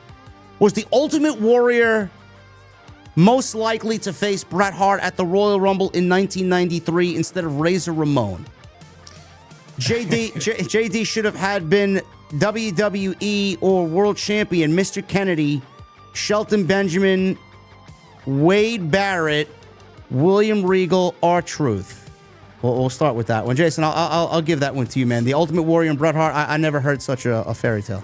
Well, Bret Hart talked about, I think in his book, that he was of the impression, if he wasn't flat out told, that the Warrior was going to, I think, do a job for him at the Royal, which I can't imagine that why Bret would actually believe that to be true.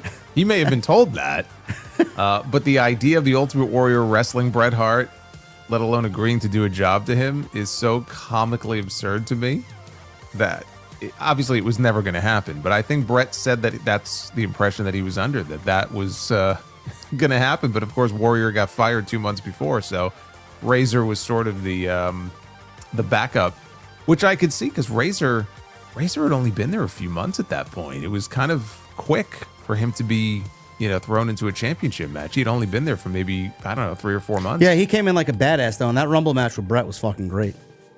He wrestled that match with a bad knee. Yeah. He had a knee injury, yeah. He also says, who should have been world champion? Mr. Kennedy, Shelton Benjamin, Wade Barrett, William Regal, or R-Truth? I want to say Mr. Kennedy, but if I had to choose a second one, I'd go with Wade Barrett. I enjoyed Wade Barrett. Yeah, but not Mr. Kennedy had more potential to be a world champion. Yeah, I agree. Havili also says favorites: Uso tag team match, Hell in a Cell 2017 against The New Day, Battleground 2014 against the Wyatt family, or Money in the Bank 2023 against the Street Profits. What is the one concert you guys always wanted to go to? Thank you. You had left. There was one match I think that belongs in the conversation that the Usos had, which was against the Shield. It was against Roman and Seth on the pre-show to Money in the Bank in 2013. That was a great match. I don't remember that one. Yeah, that was. I remember that one. That was a great. I may have been there for that one. If that was the Money in the Bank in Philly, I was there for that one. But that was a great match. But that Hell in a Cell match with New Day and Usos, I think, is their best match. Yeah, that Hell in a Cell was fantastic. Yeah, that was 20. I want to say 2017. Yeah, he said 2017. Yeah, absolutely.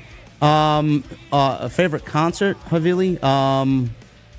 Well, I've seen. Honestly, one of the best concerts I've ever been to was Mark Tremonti singing Frank Sinatra here in Atlantic City at the Borgata.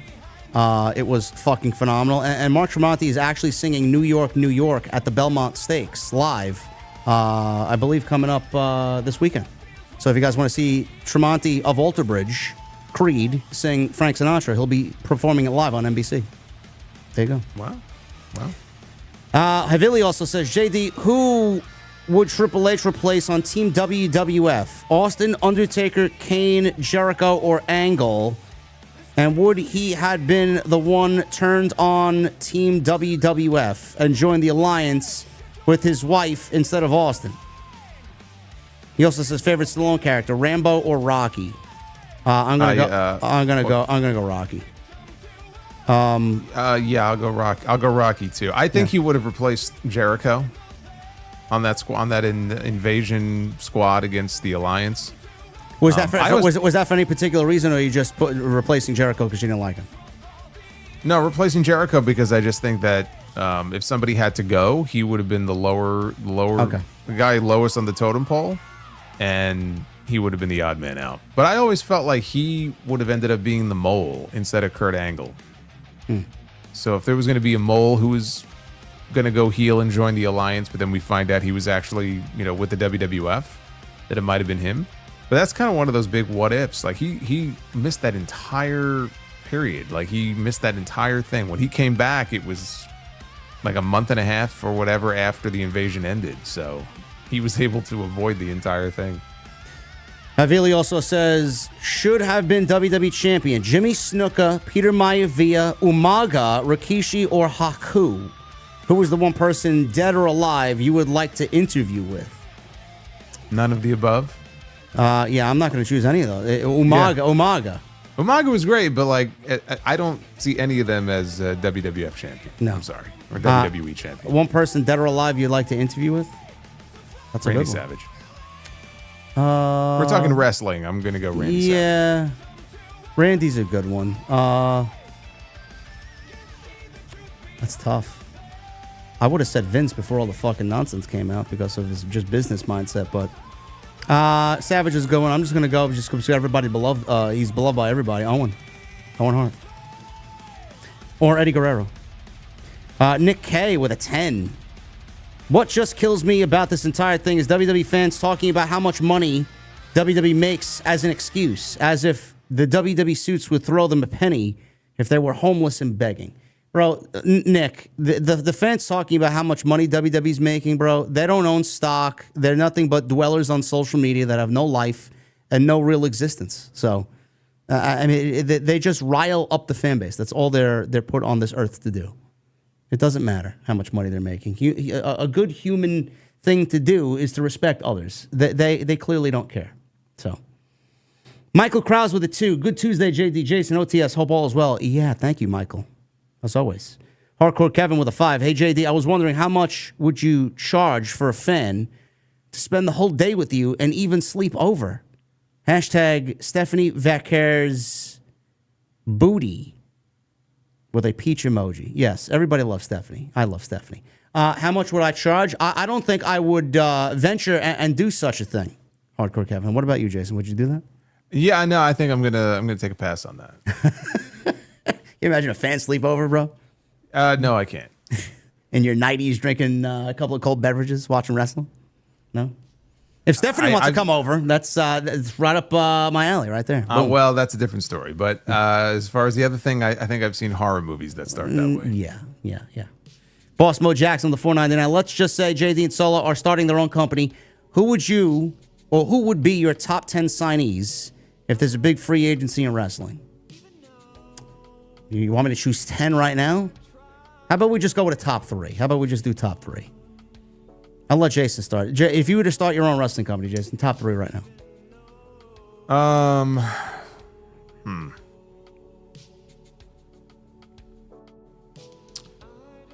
Will Ospreay. That would take care of that would certainly take care of the in-ring aspect of things. But I still feel like he's if he's not the best in the world bell to bell, he's still in that top 2 or 3 conversation. So I have to have him on there. Rhea Ripley, because I think she would make a ton of money for my company. I think she's just a money-making machine. And if I had to round it out with a third name, I would go with I would go with Cody Rhodes. I just think Cody he'd be my top guy. I just feel like Cody has it. So top 3 here. I am going to include one woman just for the sake of being fair. I'm going to choose Stephanie.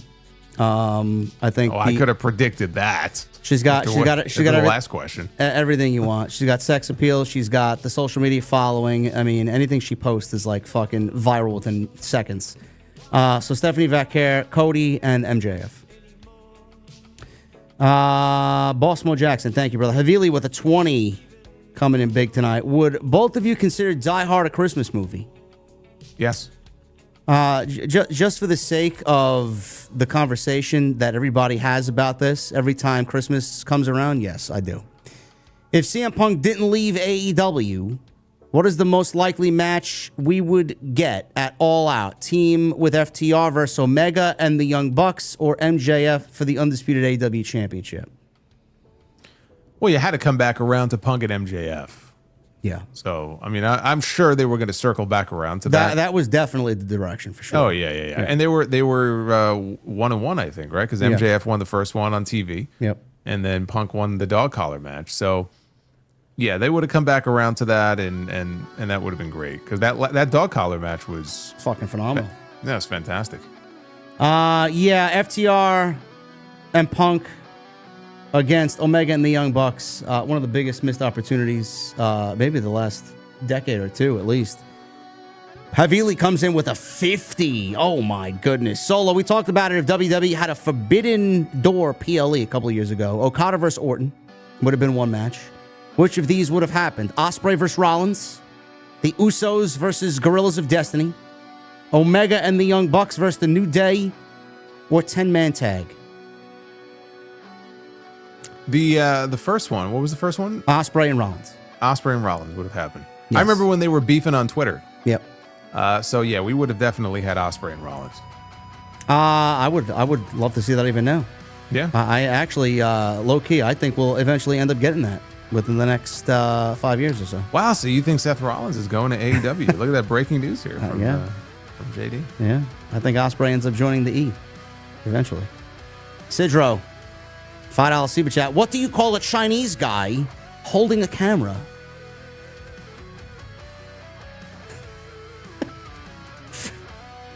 Filming.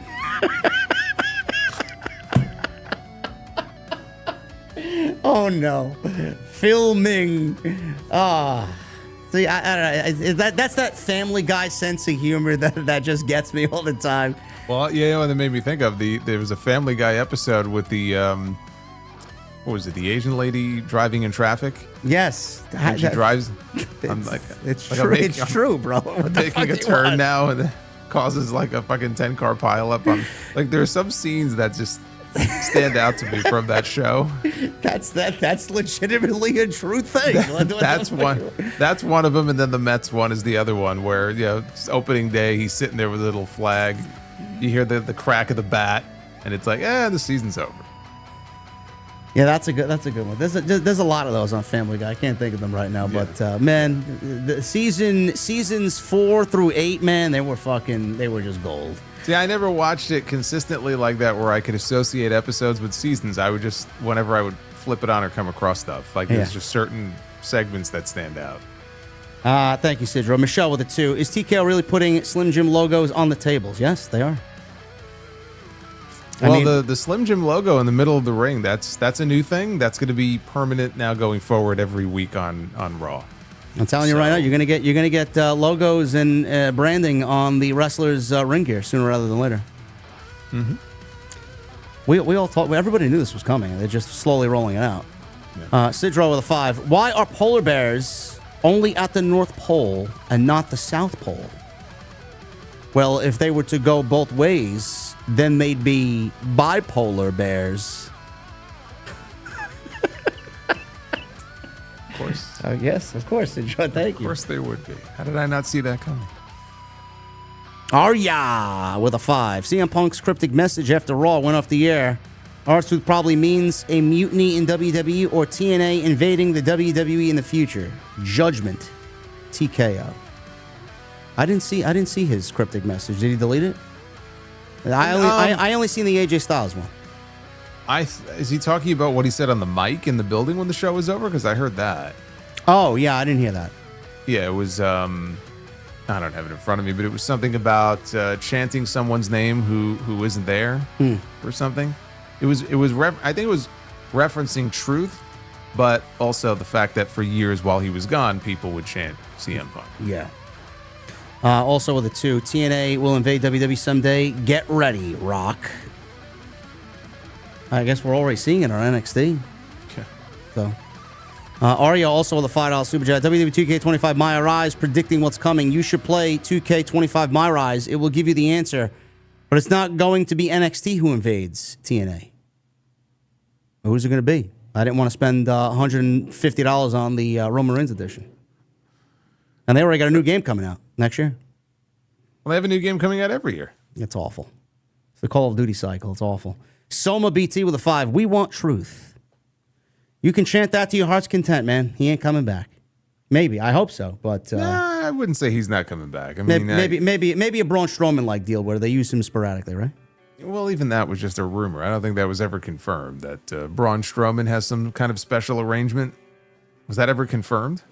No, people just ran with that because of that Man vs. Food like show he's on. Yeah, so we don't know that for sure. But something like that, wouldn't be such a terrible idea. But we don't know what he's open to. He may want to go out there and work more of a full schedule. So, and believe me, he's somebody who will not be hurting for work if that's what he wants to do. Aman G in the chat says, did you guys see Trick Williams aligned with Top Dollar as his partner? Yeah, I was going to say, did you see how things ended tonight? Your favorite wrestler made his return to NXT. Oh, boy. Can't wait to see. Yeah. Top Dollar's back. He got his wish. Boss Mo Jackson with the 199. I like to see an invasion angle between WWE and Impact. Everybody wants to see. You're already seeing it. Yeah. Arya with a 2. Remember, Tony D'Angelo said, in my eyes, fans, truth. I wouldn't know. I didn't play it. I didn't even know Tony D'Angelo was in my rise. Sidro with a 5. Reminder, Diarrhea Awareness Week is next week, and it starts on Monday. Runs all next week. And what do you call Dwayne Johnson if he were Asian? The Wok. What is Asian jokes? Citra's got some Asian flavor tonight, man. I don't know. Boss Mo Jackson with a 4. Someone in the comment section on Wednesday stream last week called Jesse Brother Devon. Oh, my brother, testify. He does look a little like Devon. Women's Money in the Bank this year looks fire. Can't wait. Yes, match of the night. Robbie with a 499. What's up, guys? Hope you're well. I've been dealing with some bad panic attacks and anxiety, but the streams have really helped me, so thank you. Robbie, I've been there, brother. Panic attacks / anxiety attacks are never good, man. We are very happy that we could help you out in any way we can. Absolutely. Tone C with 27 months. Thank you, brother. John Lamy with 34 months. Thank you. Black Wolf Inc. with 25. Thank you, gentlemen. Black Wolf says, good evening, gentlemen. 2 weeks ago, my grandmother passed away at the age of 96. I miss her dearly, but she is back with my grandfather in heaven. Black Wolf, I'm sorry to hear that, brother. My thoughts and prayers and condolences to you. Hopefully your grandmother and her influence stays with you always. And 96, man, you should be proud, man. That's a long, long life, 96 years old. I hope. A lot of us are so lucky, honestly. Matt Fisher with the 1999. My girlfriend keeps accusing me of cheating. It's so annoying. She's starting to sound like my wife. Oh, man. I don't want to be in that situation. Baby Shaq with new membership, which is not the case because I see a title belt emoji next to your name, and I know you're a VIP for at least 40 months or so. So it's like, I don't know why YouTube still hasn't fixed that. I hate that. Boss Mo Jackson with the 499. My week is never complete without an episode of TNT. Sidro jokes, Solo's knowledge, JD's insight, and many laughs. You guys, I can't get enough. TNT for life. Thank you, brother. Thank you, my friend. Hacky Sack, 27 months. SmackDown is considered especially heinous. It is.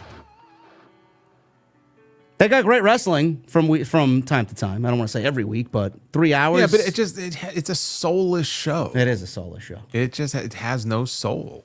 And 3 hours of it, when I was under the impression, because Triple H himself at the beginning of the year said as much, it'll go back to 2 hours. And then just to find out, it's like, talk about pulling the rug out from underneath your feet. I'm like, my God. Well, The Rock took something soul. He took SmackDown soul, not Cody. Yeah. Jake with the 2. My AEW arc finally began with R-Truth. I don't think R-Truth ends up in AEW. Not after the comments that Will Ospreay made. That would be ridiculous. What comments did he make? About R-Truth? No, about stopping people from coming into AEW. Like, they have to prove themselves. Like, we just can't let anyone in anymore. Yeah, I saw that. Yeah. Honestly, I think Truth just stays on the indies and does what he wants. I think that's the way he's going to go. Andrew Cool with a 199. You think tampering is going to be an issue for AEW? Contract tampering? There's contract tampering all the time. WWE, AEW, they all do it. JJ with a 10. AEW has a gold mine if they hire R-Truth. Imagine his first day runs into Moxley and calls him Dean. Truth can go up to ex-WWE wrestlers. thinking he's still in the E. Listen, man. If they go and do that, it'll instantly become the most entertaining thing on their fucking show, man. That would honestly be fucking great if he did that. Oh man, Gold Dust. I've been looking for you. I've been looking all over for you, man. Oh man. Ali with 34 months. JD, I just want to say from the bottom of my heart, I enjoy listening to your wrestling podcast, even with the solid monster of Jesse. It's amazing. Thank you, Ali. Always appreciate your support, brother. 34 months.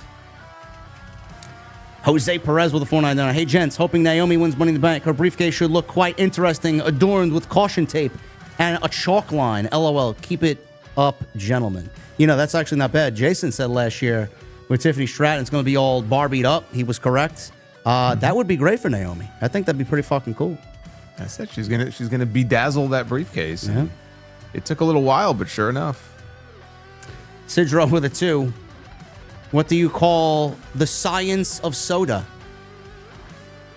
Physics. Yeah. That one didn't hit, buddy. Try again. We got a couple of more Asian ones coming up. I see them coming through. Mr. Ruby Dog, $4.99. Happy birthday, Kevin Castle. He always gave props to you both. Happy birthday to Kevin, indeed. Ali with a 5. Why should you never trust stairs? They're always up to something. Jake with a 5. Talking how good AEW could be. WWE acting like coked Tony Khan is making us discuss. WWE's a mess right now. Truth thing was bad. Listen, I said this on my Truth video. Tony has an opportunity to really set the standard here where WWE right now in the fans' eyes is weak. He needs to strike and do something really memorable and just deliver some solid stories going into All In and give people a reason to watch and a reason to care. Will he do it? I hope so. Do I think he does? No. But he has an opportunity. V India with it, 100 in rupees. Darby wins Casino Gauntlet, cashes in on the same day in the main event and wins it. That's not the only time I've heard this narrative. I don't think that's going to happen, but I wouldn't be surprised if it does. Boss Mo Jackson with a $9.99. I see NXT every week. By the way, I agree with JD. I don't see what fans rave about. Shows are substandard. Very few have the aura, charisma, and promo skills. It's okay. It's gotten better. It's really not what people say it is. I watched NXT immediately after we almost concluded a 3-hour and 40-minute TNT last week.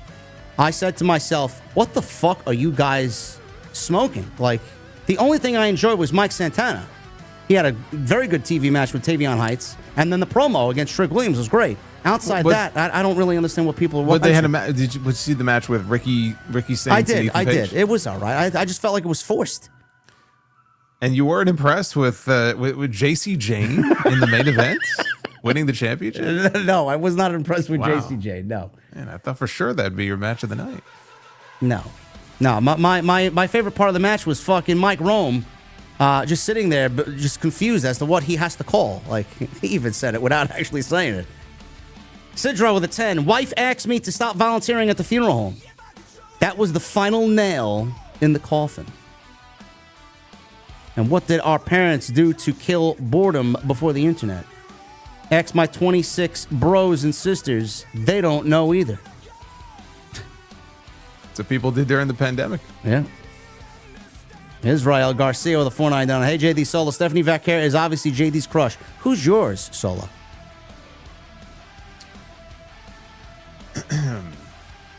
Well, you've taken the option off the table. I can't pick the same person. I know Solos, but I'll let him say it. You know Solos? I know your crush, yeah. Really? Yeah.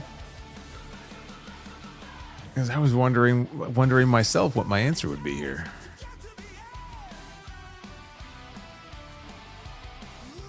I mean, there's so many options.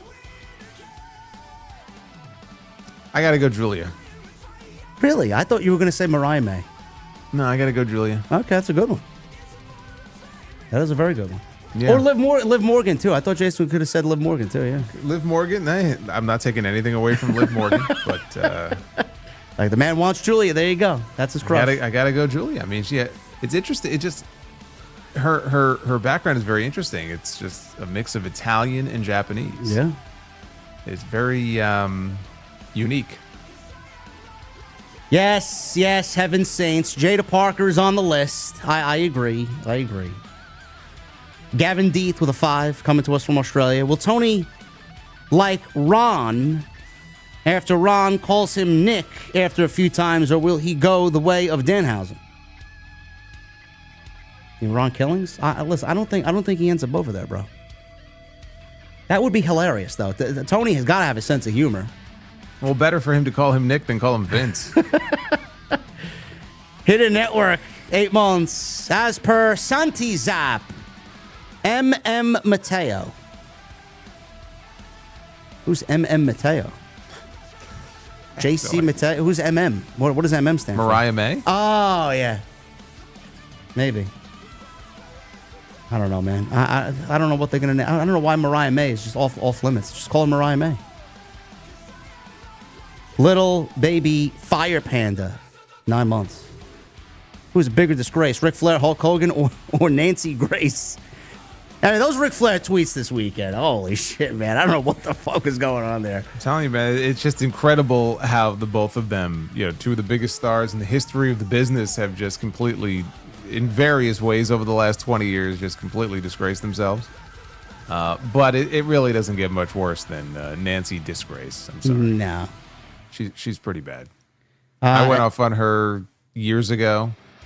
It might have been after the Benoit stuff, but I think there was another thing that happened also where she was exploiting the story and she's just such a wretch of a woman.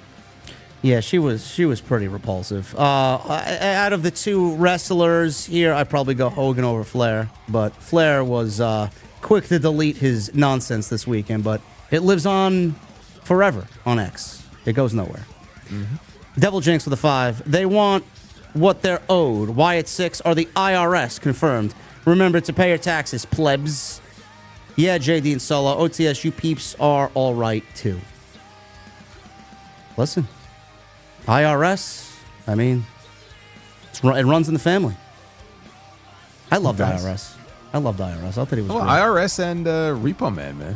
Repo was my guilty pleasure gimmick. Yeah. In WWE. You know what? Now that I think about it, what a missed opportunity not to pair Repo Man up with Money Inc. in some way.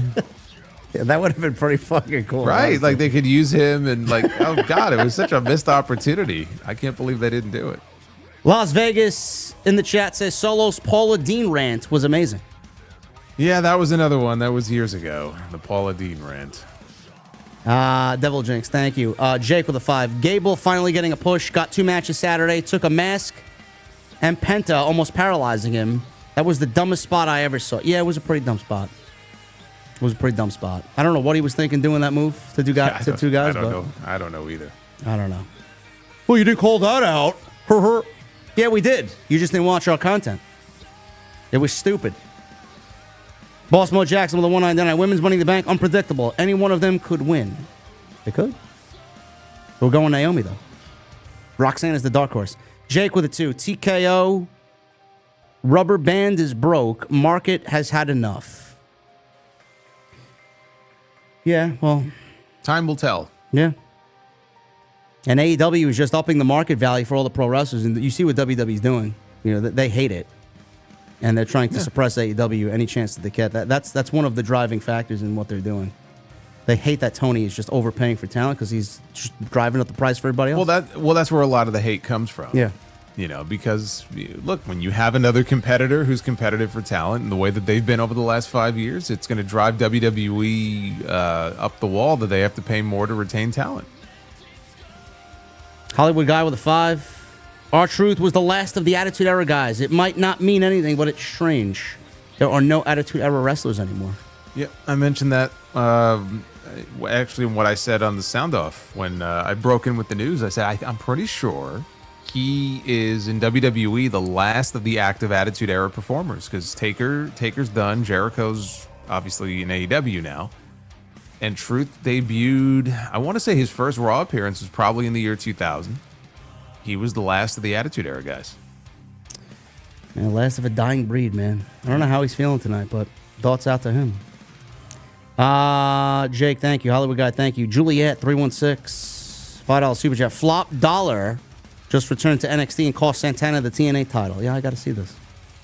Well, we knew Santana wasn't going to win the title, but as long as there's some continuity to it, it's fine. I think Trick and AJ Francis actually could make a good pairing. Well, I mean, AJ Francis, I mean, I forgot the name of the group, but I mean, he's with Casey Navarro, and they're, doing stuff in TNA right now. So maybe they're trying to work them into this, but the right time for Santana to win that championship is in New York at Slammiversary. Yeah. So this was just the first step towards what should be a title win for him next month. Tone C with a 2. El Grande Americano es numero uno. I mean, I love him. I think Grande Americano is great. Do I think he's gonna be successful this weekend? No, I don't. Freebird with 34 months. Are the boys from TNT coming to Hog in Texas? Meet and greets. We'll keep you posted. We'll see what's going on travel-wise. It's going to be tight. That's another one of those. Just, you think this weekend is bad? I mean, yeah. With All In happening, Freebird, Jason and I would much rather prefer to cover the show at home instead of being on the road. So that's the mentality right now. Yeah. Jake with a 4. I think Stephanie might win this, and I don't love her. Well, you don't have to love her. I love her. 10 ladder matches is smarter than the Gable spot. Was it that bad? Yes, we know it was bad, bro. Thankfully, he's all right. Black Wolf Inc. with a 5. If SummerSlam for 2 nights is a successful concept, could Money in the Bank be the next possible 2-night split, or keep it WrestleMania SummerSlam only? Rumble. Oh, yeah, absolutely. Oh, it's not the only 2-night split, bro. You're gonna get Rumble next, and then Money in the Bank will follow for sure. Survivor Series even. Jake with a 2. Did Triple H fire Truth or TKO? I'm blaming TKO. Everybody had a hand in it. Everybody. Yeah, and I mean, Triple H's hands are not clean in this. This is not just a TKO decision. No. If orders were given that certain, either certain people or not even certain people, but just, okay, you got to make room, you got to put down X number of names. Triple H had input into that decision. Where am I here? Bizzle with a 2. Mariah showed up on NXT. Yes, we're going to watch immediately when this stream is over. Eric Aviles with 31 months. AEW is on a great run, in my opinion. Hopefully All In knocks it out of the park and Hangman wins the title. You guys are my favorite podcasters. Respect. Thank you, man. Thank you, Eric. Hopefully they get the attendance they're looking for, man. It's looking a little bleak out there. Not even 17K yet. But it should be over 20 for sure. We'll see. Tony Brown with a $9.99. Lola and Stephanie, 2 of the most delicious assed in the business. I'd love to be that soap in the shower. Tony. Holy shit. Calm down, brother. Love Tony Brown. Thank you, man. Jay Everington with a 5. Triple H replacement for Money in the Bank. The future endeavored ladder match. Winner gets to keep their job. Then they had at Survivor Series, I think it was the year that they ended the invasion. They had that immunity battle royal. They had an immunity battle royal, and Test won. And I think he ended up getting fired later on. Oh, my God. Legit. So it's like, yeah. Well, at TNA, they have those feast or fired matches. It wouldn't be the first time you had a gimmick like that. Derek Davis, yes. More releases are coming. Yes, we know, brother. It always happens. Jake with a 5. Tico needs a Dana White to run WWE. One man we all know is in charge. The board can fire him, but give it to Triple H or Rock. Pick a vision. R-Truth broke me. Yeah, Triple H's job isn't even safe, bro. It is not safe. Triple H will be gone tomorrow. The minute things begin to slip. Yeah, which they are right now. No, but business begins to slip. I'm talking everything. Attendance, rating, like when there is some slippage, that's when he'll be in the hot seat. And if things don't improve, then I don't think they would hesitate to replace him with somebody in a heartbeat. They would get rid of him. Who they would replace him with, I have no idea. They could replace him with somebody far worse who has like no wrestling knowledge. But if you think he's also like bulletproof and totally safe, You see, the minute those numbers begin to slip, he's going to be feeling the heat. Court with a 199. I wish somebody defended me like Marks do Triple H. I think people are starting to finally bring the fire a little bit more. Apex with the 199. Vince is going to go Godfather 2 on Johnny Ace. Good, he deserves it. Nathan Rush, $5 super chat. If LA Knight wins Money in the Bank and Gunther beats Jay for the title, fans are going to pop louder than ever for LA Knight cashing in on Gunther. Yeah, it's going to be a great moment. I think that could potentially be where we're going. I like it. Throw a nice little unpredictable element into the mix. It's so fucking boring. S. McPhee. Hey, JD and Solo. Though WWE's too big to fail, what repercussions could they face with these soulless corporate practices? Well, I mean, I think with the increasing ticket prices alone, just alienating a good portion of their audience who doesn't want to spend money on the product anymore. That's not going to be a short-term thing. It would be something that plays out in the long term. So they're fine for now. But that's one very obvious way that I think they risk alienating the audience. And you chase those people away, you may not be able to get them all back. Court with a 199 and a 199. He says, anybody who says TK fumbled May is brain dead. And I think TK is a dog shit booker. Tony didn't fumble Mariah. He fumbled her title run, I'll tell you that. But as far as the story, no. Whoever was in charge of all that they did between her and Tony, they didn't fumble Mariah. Mariah killed it. Now, I wouldn't blame that on Tony. Flugence Henry, thank you, brother. 38 months. I need a IWC geek. Well, JD from NY206 impersonation for the road. You want, what, my... Well, JD from NY206. What they usually say. They gotta add the 206 after everything, calling me out. As if that's part of my fucking real name. Court. Triple H D-Riders haven't brought up Ludwig on the bench. Yeah, that's a weird one. I don't know what the fuck's going on with him. Just completely iced out of nowhere. I don't know what happened to him. Well, I mean, it looked like they were starting to push him a little bit on his own once they separated him from Gunther, and then I don't know what the hell happened. Alex with a 5. Do you guys agree with Bully Ray's take on Cena taking credit for Truth's departure? It could give some much-needed life to this stale heel run. Well, maybe they should have made, I know Jason talked about it, I mentioned it on my video, a career versus career match or something along the lines of that. That would have added a lot to Cena's heel run, which right now has nothing. That would bother me, though, if they did it after the fact. Yeah. You know? Yeah. I mean, if they would have, if they would have approached Truth and kind of given him a heads up on what was coming and then did the angle and then he, lost to Cena and they made an angle out of it. I mean, I feel like that would be one thing. But to get rid of him the way that they did and then after the fact have Cena go out there and take credit for it and gloat about it. I don't know. That would bother me. That would rub me the wrong way. Yeah. Apex with a $5 super chat. JD, is there a way for future shows, if you can show us the super chat as you read them so we can read along and add chapters to the stream when done? Yeah, I didn't add chapters to last week's stream. That's my bad. I just completely forgot. Had a lot going on. I did it for the week prior, though, before that. And I wish YouTube would do something, or OBS would do something like that. I don't know if they do. Normally, I know Jason reads the super chats live on stream and he shows everybody super chat. Me, I like a little bit more of a clean approach. I take the Dr. Disrespect approach. I just like everything just my layout and that's it. And I'll just read the super chats. But everybody's got their own thing, man. So I opt to do it that way. That's my choice. Jonathan Peters with a $4.99 went to Rumble. Section 119 paid $200. Mania nosebleed last minute $240. Money in the Bank is $283 for nosebleed. 4 matches. Side note: episode 100 we need to be the Booker goal. Yeah, we'll do something. I don't know what it'll be, but we'll do something. Real American beer. No, thank you.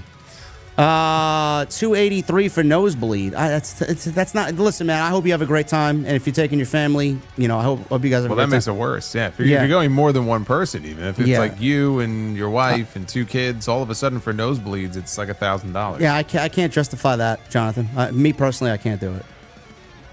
Kenny with a $5 super chat. Kenny Clifford.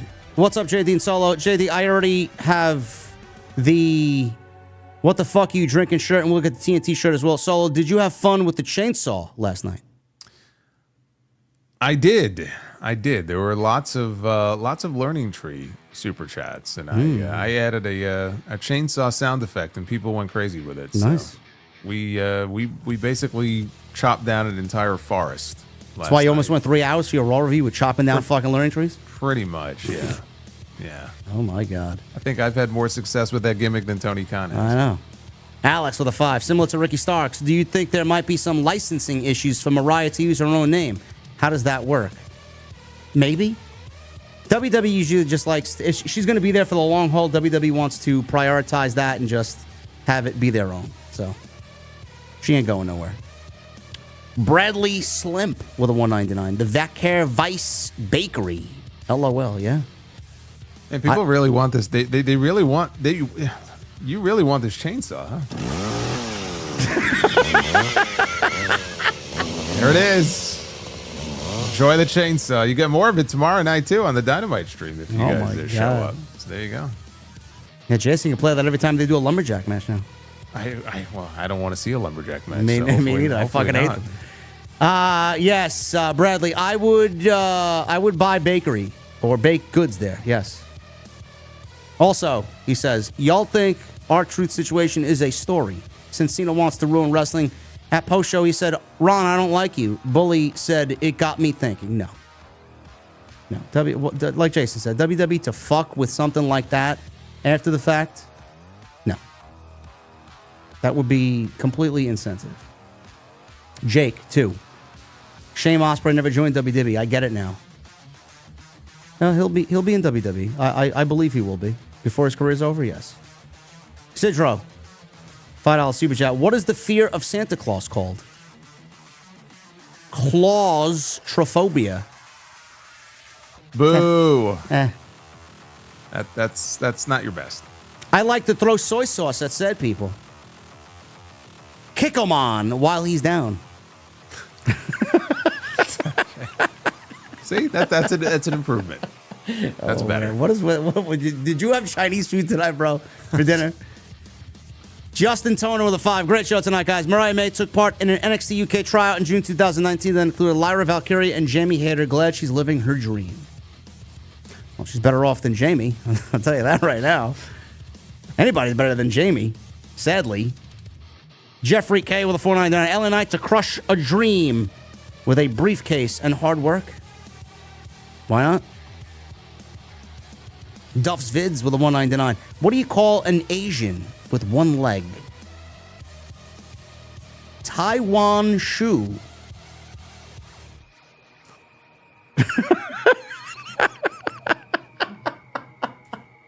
Oh, no. Boots with a 2. Remember Ivory's run during Right to Censor? Hot. Did anybody think that? I don't think so. No. Okay. He may be the only one. I don't know. Boots. I mean, look, they got good heat, but I just was not a fan of that gimmick. Yep, the Godfather became the Good Father. Yeah. And you had Bull Buchanan, and I mean, everybody played their role great. Stevie and Ivory and all them, but I was not a fan of the gimmick. Duff's Viz with a 199. What's the scariest plant in the forest? Bamboo. Like Goldberg. What else we got here? Jake with a 2. I love Rhea. All my friends think. Why? You love Rhea, and all your friends think you're. He says, all my friends think I'm gay. No, Rhea is great. Rhea's beautiful. What are you talking about? Well, your friends are idiots. Your friends are really stupid. You need new friends. Yeah, I would agree. Duff's with a 499. Why should you wear glasses in math class? It helps with division.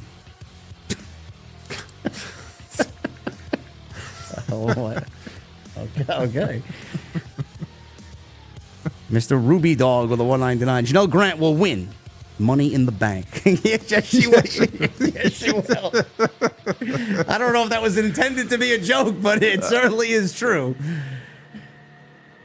Rated RK with a 279 from Canada. About to play Truth and Carlito versus Triple H in 2K. There you go, man.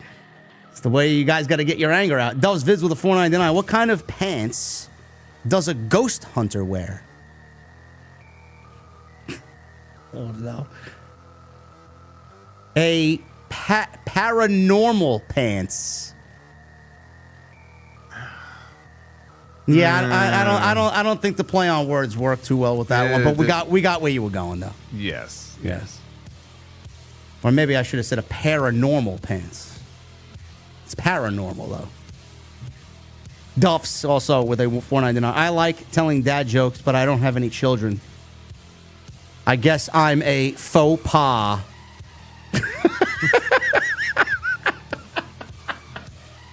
See, that's a good one. Bradley Slem with a 199. Never mind, you answered my question. LOL. Jake with a 5. Unless Truth is still an angle, I might be done. Nothing that is interesting right now. Killed off my favorite character for no reason. I came back. Jake, you are you're really letting this bother you, bro. I think you should go to the bar, have a cold beverage, and just chill, bro. Just relax. Bradley with a 199. Great stream, guys. Much love. And Fulgence Henry will end with this 499. What did one ocean say to the other ocean? Nothing. They just waved. Yeah. They just waved. Fulgence, thank you, brother. Fulgence is the mastermind behind our TNT bracelets. So we thank him. Yeah. Well, I see the icon next to his name as well. Two of them, actually. That's all we got, man. You guys killed it tonight. You guys killed it with the super chat. You guys had 3,200 people in here. We got 1,230 likes, man. I would call episode 98 fucking great. Jason, I'm going to leave it to you to sound us off as always for another great week of TNT. Well, I'm just going to say, there's a lot of wrestling, coming up this weekend on Saturday alone and elsewhere. But Money in the Bank. Money in the Bank is typically a fun show. I don't want to say it's my favorite show of the year, but I mean, I usually have fun with it. But just to piggyback on what we were saying earlier, this women's lineup, for my money anyway, is the most loaded lineup that we've had yet for a women's Money in the Bank match. So I am very much looking forward to that more than anything else on the card. And that's really all I got. So I'm looking forward to that, and there's going to be a lot of work coming up this weekend for everybody, but hey, the more the merrier. So yeah, you guys keep supporting, man. Tonight was a blast. We got 99 coming up next week, and then the big 100. Yeah.